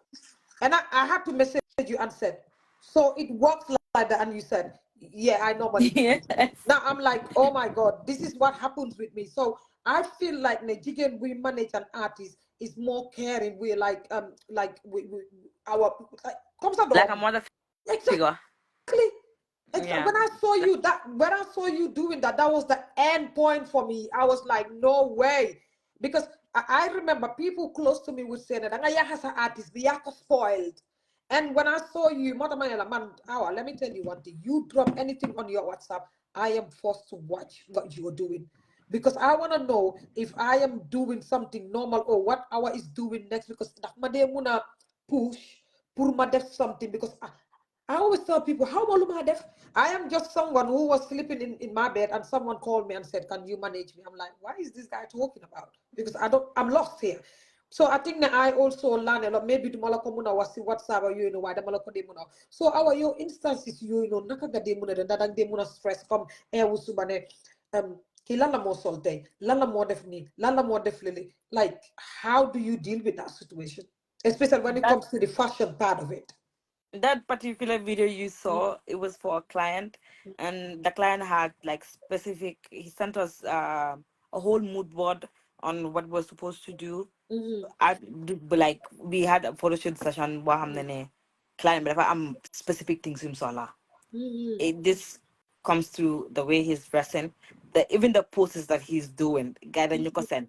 So the outfit man ak mom ñoo dem dama wàcce liggéey am like tey because dama war a I called around and asked where can we get this type of thing, where can we get it, because yeneen yi they're very specific when it comes to him going on stage. That's fine, jërë daf dee mën a toppatoo boppam, Mm-hmm. but things that has to do with clients, they have expectations and you need to make sure that you meet up with these things. So ñun ñaar ñoo ànda made sure that he color buñ tona is the same color that the client wanted, the type of outfit, the type of shoe, everything is as exact. And then we did everything. So we went around because it was the mood board had like three different styles that we had to do. And no andon. I'm like, new them fee, new jena yem nak. So we went to the photo shoot and I had to make sure that he comes correct Mm-hmm. on those photos. Because li nit dafa nekk di la fay pour nga def ko. Comme jere nu ma nekk di fay pour ma def ko. Mm-hmm. And you need to make sure that everything you do is like there's nothing like wrong. Awa man There's no solal kawas bi boo ko tegee there's mu toog nag but comme kuy solal doomam mu dem school. I'm mune like, okay. the hanga jara dafa bari caaxaan moom moo wax ko mu video ma pour man bés moo nekkee big in town ma bëgg ko jaay big moom mu def video boobu mu wane ne xool ko moom di solal kawas. He's very playful anyways. But then yes, I had to make sure that the socks he's wearing, the shoes, because Bobu Suit and Tyler one. So the suit he's Ut wearing, leen manager yu jigéen ngeen bàyyi góor yu dëgër yi nga he's xam ne dañ leen a xool nii rek. the suit he's wearing, but also as mom natalu, man mangi go through the mood. I'm like, it's not an easy job. It's not like nga to nga ne kwa for the shoot ay wara dem photo. No, you need to go and make sure that everything he's supposed to do mung ko def. So nga hold through the mood and man like ko dafa dem I'm like tahawal. I need you to sit and do this. Because I have the mood board. I know what the client wants. I'm like, this is one of the things he wanted. I'm like, next time I want you to do this. And then you have Lolo. I think we spent more than an hour for doing that photo shoot. But that is just one of many. You need that. So if the artist will have many, his music career is something else. But also contracts him they and promote because people outside, you need to meet up with new solar. There's nothing like there's no fine line. Wala dama I can go wrong a bit too direct. No, everything has to be 100%. There's nothing like no. There's like a space for you to do something wrong. Niki daf la fay pour nga def lii ak lii, and that is what you're supposed to do. And man ak moom that these are the type of conversations we have. Like today I have to wake up 2 hours before the time. Best boobu sax man naa ko demoon si këram. I'll go. Man call ko benn ñaar aw ma ko, it's fine. He does not live far from my house. I'll drive and go to his house. Dem mat punta mi nag naa ko pam pam pam pam pam pam bem jóg. Non mu ne ma mosuma xam benn bés dafa toog mu ne ma yow ni nga ma dee utee si dëkk bi mu ne ma bésoo dama toog mu ne ma jóg.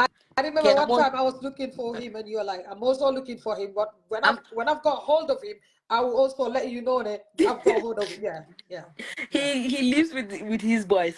I'll call everyone. I'm not boo xam ne bu was supposed to go and then mu ngeen nelaw. So dama njëkk a call kii I'm like baala ma nga dem eel ma ko kooku dem eel ma ko kooku dem toog 30 minutes later 50 like 5-10 minutes ma call keneen ki xam naa ne jógut.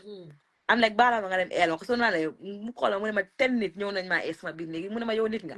I'm like pare ba ma ne ko next one man nga dem gis ma ñëw. So that's what you do, because at the end of the day if something goes wrong it's on his team and his name, and as much as they want to manage, I mean, these are the type of things that you need to avoid, and make sure that everything is like correct. Are there And you any don't.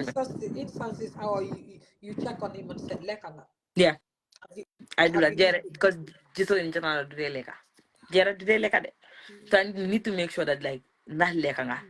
And then someone soon mangi halat lisa mangi re. Because I'm not being a win them on Farafenya, then them Farafenya, and then we had to perform, but then ndekete promoter bu fa waroon a lifin amutoon permit bi. So I went because good enough ba pare egga nañ fa. I had to tell them to drive me back because I'm already liggéey by 8. So they drove me back to Kombo, ma liggéey, and then 5 o'clock ma dellu si waati. And I had to call and be like, ndax lekka nga? And he's like, guy dem nañ de jëndal nañ ma lekka de wat dañ ko lekka suma ron ñoom yëpp. And then he will boole dafa boole ñëpp nag ñu ko lekka. And then I'll make sure that suma ñëw lekka moo tax ma ne la suma ko jëndalee lekka or anything duma dee bëgg kenn ko dee disturb because I need him to eat. But Jerry in general he does not like dee nekkul lekka kat. what a move? Nekkul laygul lekka Jerry kañ ni nañ ko seetaane. Oh, Lolo, I'm not sort of come lima de wax rek as we're talking, I'm also learning because there are times that I have to say, Leka nga set nga sa message bi set nga sa lifi bi juli nga, get back to me, let me know what this person says. I need you to go and check your messages, set us an email. So sometimes I'm thinking, you know what? I think I'm doing too much. You're not. Yeah, yes. It's a Sometimes you're like, responsibility. and sometimes I'm like, go to water like, and water I'm cutting, artist the water I'm cutting. Like sometimes I'm like, oh my god, I think I'm losing. Sometimes someone needs up there, oh, auntie, and I'm like, give up. I think give up. Man, yeah, so I'm come luma wax ni rek comme ne am yi dafa am solo. Maybe someone else is watching and thinking, oh, you know what, I am doing too much for my artists, or I am being there for them, or I am acting as a mother, or I'm giving too much energy. But again, if you says it's normal, when I saw you having to help him wear his shoes, I'm like, okay. Now that is so normal for me to do that. How are you naka nga feel as a manager mo waran mo na nekk sa first time nga dem ak sa artist be on a European tour. Like I said, many people does not even know that you're with Jizzle on this tour. And to be honest, again, the whole Gambia is super proud of you, and I am proud of you as a woman. But hamne manage ka someone from for hamne yo fufu nga wara kumase. I would say from scratch to from your end to this level. So how do you feel being on this tour with an artist? Beka hamne yo tay sa artist war nga muna taxaw sa nga setan ko mu ngay play on that festival this summer jam. I actually felt so proud, and buma nekkoon foofu the only thing duma daan xalaat is like fu ma start on ak moom ku ma wax ne fii la ñoo mujjee. I'll tell you yaa ngee fen. I actually was very emotional when I went to our stage because it was a very big international stage that I was actually honored to be on as a person, but actually more and more like happy that I am there for someone. We've been trying to push him to get to that level. Understand? So it was a very proud moment. I'm like, yep, that's my artist. And people were looking. I'm like, yes, that's my artist. Like it was no, it was a very nice feeling. That feeling was out of the world.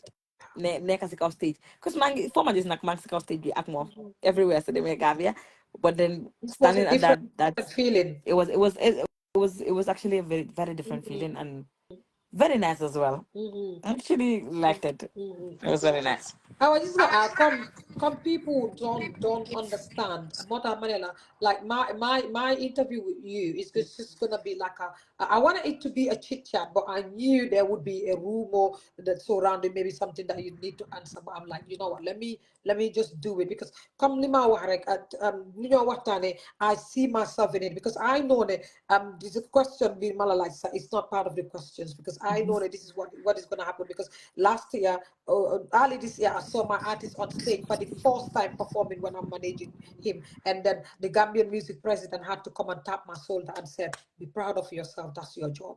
Mm-hmm. That feeling, it was just a different feeling. So I just Yeah. had to ask, manage a bigger artist who went on a European tour, especially the summer jam hour. Having to see you there, I'm like, oh, wow. But you have all the international artists, you have me yangi mingle with. No. Hold on, nekale jigen get manage artists. Li do you come? Lee, do you comment? Our again send last show bini Jizzle so yang bu mujjé ni bu mo launch album am gis nañ ne send guest list bi guest artist yi kenn nekku fa woon koo xam ne what's it called again living la jigéen and I question this is why I tell people on the internet I am not scared of anybody to go back to them and say, you know what? I saw something like a question mark. What is happening here? And I remember you asking you and said, "Awa, when I looked at your flyer, there is no woman on this flyer, and what is happening?" And sometimes people be thinking, like, I didn't have trouble solve the problem. Yes, internet. If I can know, I have a question to ask, and then if it's respectful to come and ask you, "Awa, what is happening here?" Because man, like I always said, man, I love fighting for women. Awa, man, droit de la femme, Mm-hmm. like kula nena. Some people even call me a feminist. But then when I ask you, you're what explain behind closed doors. But again, I saw and I had people asking Tabi Moko be this my PHP. What was the reason our where because Gambian female artists that you buried they said that they're not being supported.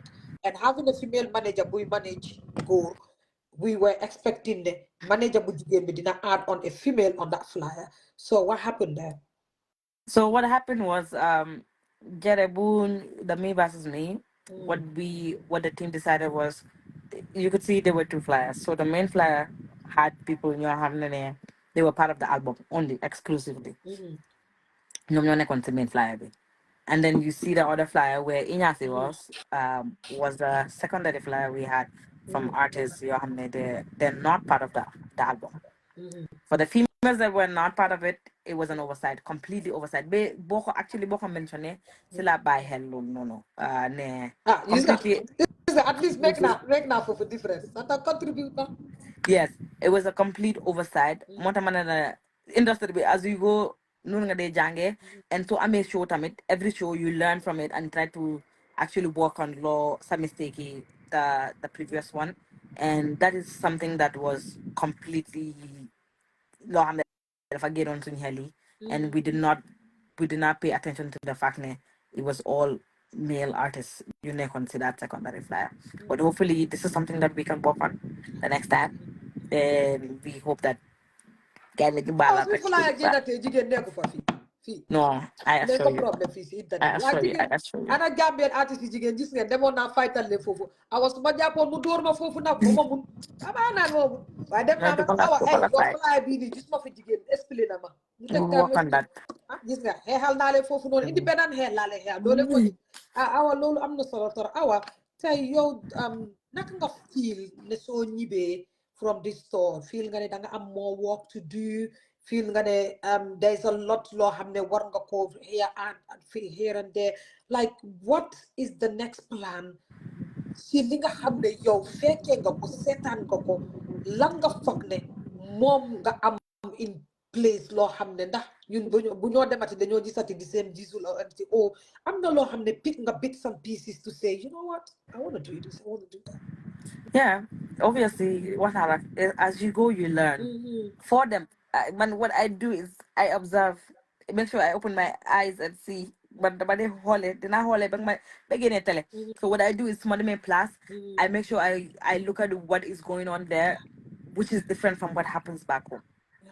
and what can I do to improve where I am. to where I want to be, or where I am, where Jere is, sorry to say, but my work as an artist manager, but also where my artist is and where I want him to be the next.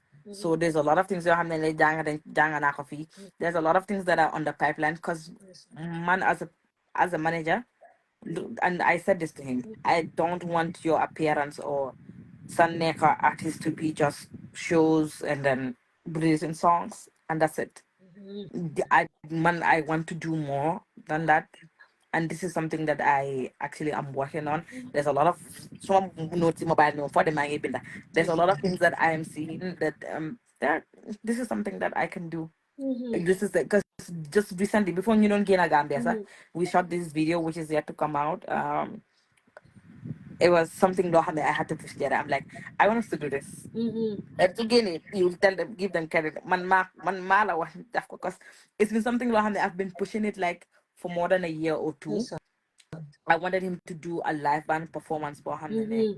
It's not on any just you talk in a class, do a live band of 3 songs maybe, and you upload ko as a platform be people outside because when you want to get to these international stages, there's no playback for no. Playback is it's feel I am. But you can't go there playing playback. But also, how do they see that you can do live band? I'm like, can we do a live band show where we should you should video where you'll play your songs, you'd have got live band, and then we upload it to sa YouTube.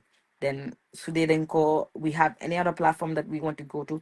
Oh, this is the artist we want killing Bugamunyo. But who is this artist? Because they'll always ask you. They don't know everyone. They don't know. Gambia is a tiny country in West Africa. They're like, can my artist be? This is something you can show to be like killer. And this is but you can't tell them them on YouTube nga them type to them. Nga them set and they do songs or videos so you shoot. But at least you can go and listen to the live band. And if this is something I'm hopeful would actually be a very good project. Once it's done, should think about it, and then it should be coming on Sunni Berek work on Yeah, but releasing I it. think Richard is doing that recently because Richard. yeah, he invited my artist of recent to do exactly what you So asked Richard you're talking about. Monaco Yeah, Monaco because Department. last year, no, early this year, he invited him to do the same thing that you said, but I was like, no, it needs to be put on hold because we had a lot of things that we were putting in place and planning because it was new and everything, so I couldn't take all of it. I was like, okay, we need to wait. But just this week, he also told me that, oh, Richard contacted me again, asking if we still want to do this with him. So yeah, I think that So they, yes, yeah, I didn't even know that Richard was doing that, but I know that sometime last year or the year before last, I reached out to Richard yeah, because more thing I would yeah, Jere, and I sent him the idea. I'm like, this is what I want to do for Jere, and we've been talking about it on how to modify it, leading what the art, yeah, leading what the yoga, yeah, until the day came and then we shot it. But yes, I'm yeah. glad He, that he, he does. he's continuing to do it for other artists. But Yeah, yes, yeah. Richard sold us the idea early this year, but I was like, no, we need that needs to wait for until because then my artist was just coming back, so I was like, we needs to wait until you settle down and know properly what we want to do. yeah, because I think Our he's building his yeah, platform on the band that he's yeah, working on. yeah. So it's great that he's Yeah. doing that. But yeah, Yeah.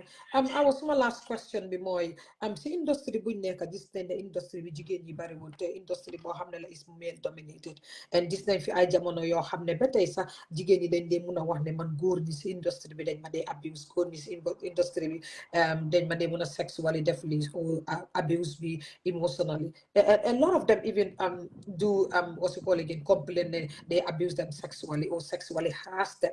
Yo, have you had any experience or have you had anyone in the industry saying it? Because it's a male dominated industry. So jigéen ñi bariwul génn si wax lii nii obviously dina nekk loo xam ne saay waxu dëgga waaye yaa xana xel man mun naa fi toog tey ne benn góor harassut ma abuse ma si industry bi but your experience or somebody else's is different. That does not mean that dañ war a debunk koo xam ne keneen wax na ko because man go ma through that. So yow working in the industry, but liggéeyut ak Jesus sax yaa ngi fa. But all those times, have you had any harassment, abuse in the industry from the male part of?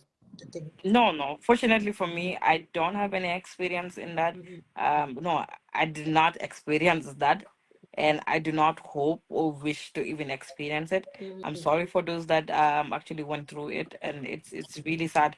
Nga nekk jigéen in a male-dominated industry, and you have to go through these things alone. I think I've seen a couple of videos here, people actually talking about it, that female artists or the females that are in the music industry are going through this. I hope that there's a better platform where we can address these issues, Yeah. because the only problem is we don't have a platform for the industry itself. Well, it's a proper one Yeah. that we talk about these issues Huh? every time And to it's address. therefore necessary. Not every Yeah, woman that comes here, I ask them. Even the male artists, I do ask yeah, them. Yeah. yeah. Mm, And I hope this is something that we can actually fight against and just get it out of the way. But for me personally, I have not experienced it. awa loolu am na solo torop comme ni ma wax rek moo tax daf dee baax ñu dee am waxtaan yi sakatuma si music industry because most of us gis nga soo fa nekkutee doo xam lu fa nekka boo fa nekkee sax dang dee mun a xam sax nga ne xamuma because sometimes it's just too much for you to take and I guess ne moo tax man dama dee wax ne ñu dee nekk si biti dama leen dee baax ñu wax rek because so sometimes our you can't just come and address every other thing that someone says but like I said yo as a jigéen man ma nekk as a jigéen tey awa yow mi nga xam ne jigéen nga nekk si male dominated industry boo xam ne ay jigéen ñu ngi fa ay góor ñu ngi fa tey lan nga am pour wax tey àdduna yépp ku ñu dégg ko as a female manager loolu am pour wax ndaw yi nga xam ne jigéen lañ Daw yoo xam ne jigéen la, I just want to tell them that let them keep doing what they're doing. Just because jigéen nga does not mean that you can't do things that are maybe labeled as a man job. Sometimes like that. No, liggéey góor la. Man, actually something about me, I don't duma dee xaar pour nga laaj ma sax. O ne bagage bi dafa diis lu diis góor moo ko di en bara ngeen di ñëw dafa fekk enen naa ko maa ngi dem xanaa nga fekk ma si yoon di nga jàppale ma de. But I'll initiate and take it up. And to my dano ak mom, dano ak mom.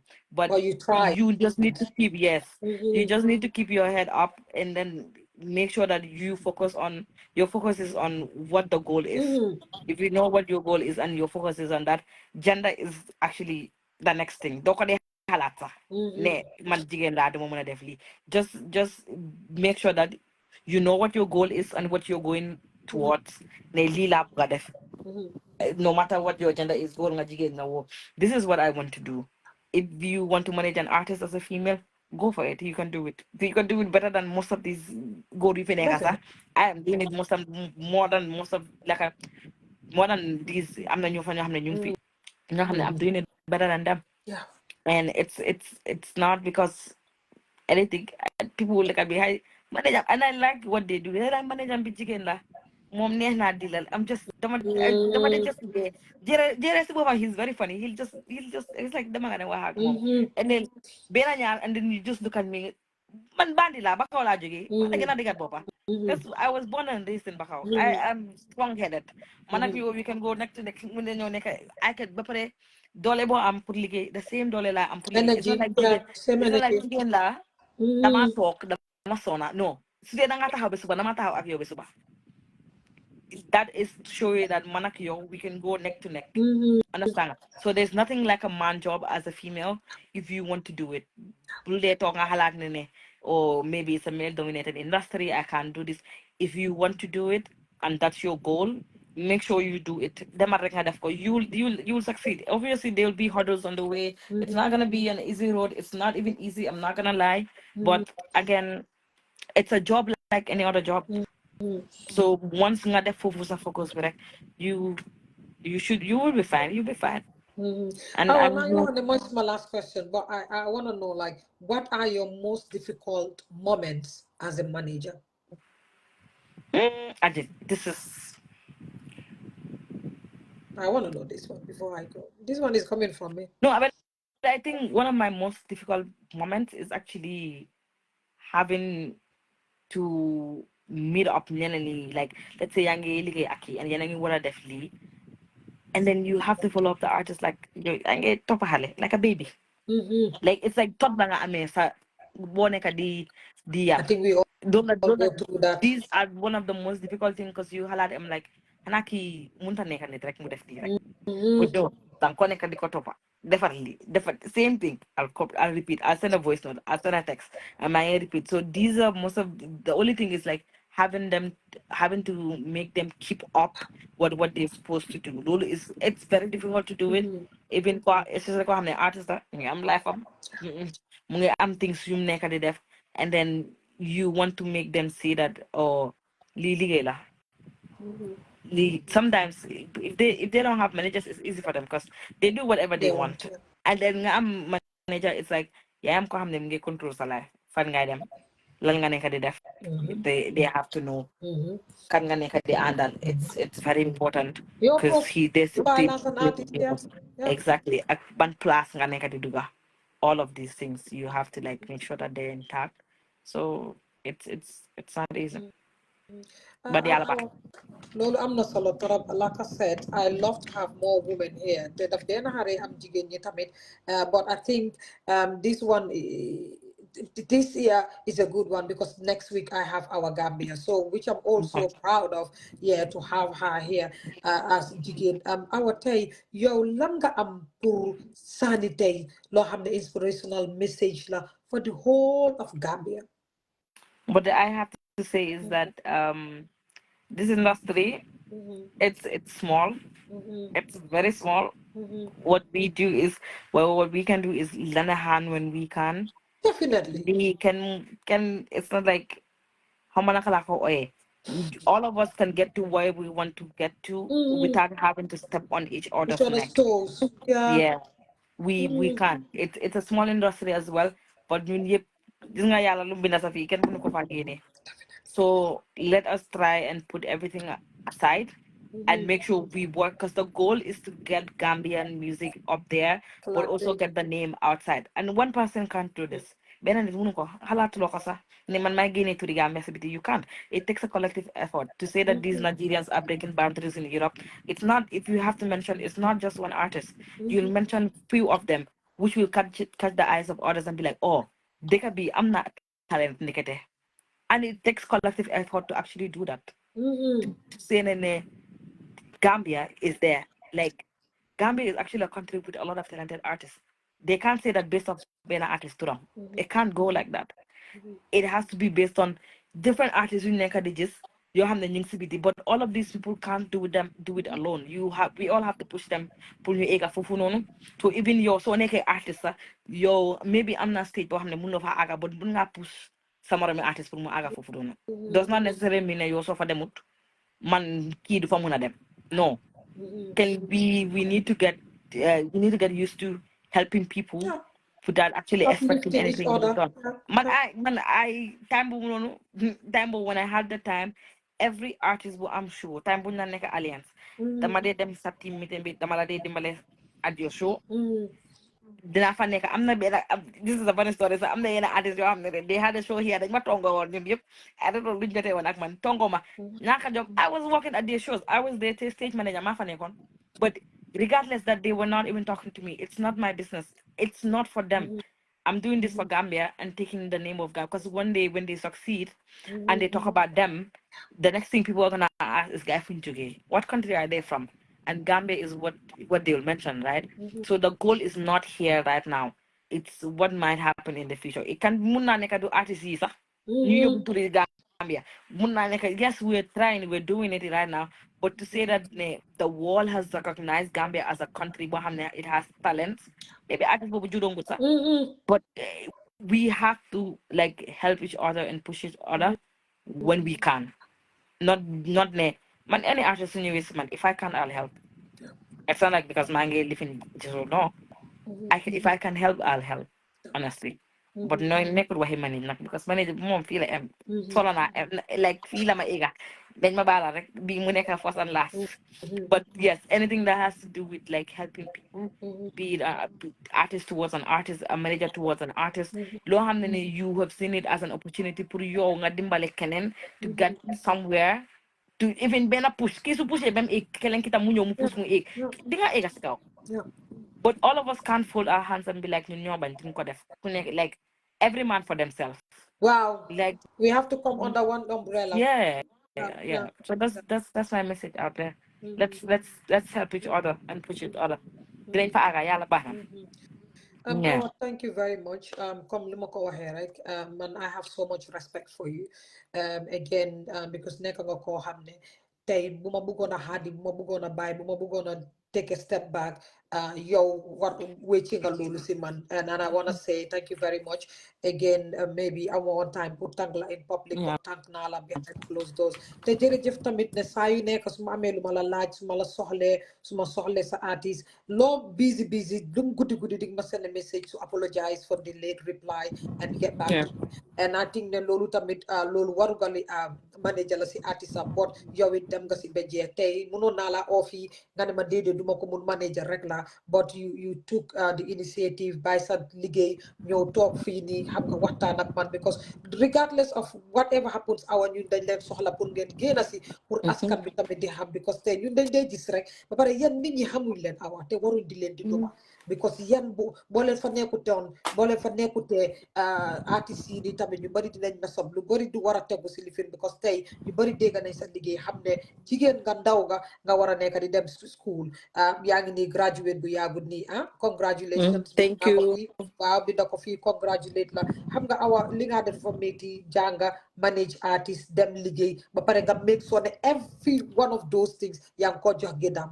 I just want to say thank you very much ma waa Adis Corner tamit thank you very much for spending this time with me awa jërëjëf nga tàggatoo nag ma bàyyi la yow it nga dem because xam naa sa artiste bi sax soxna la Billahi de.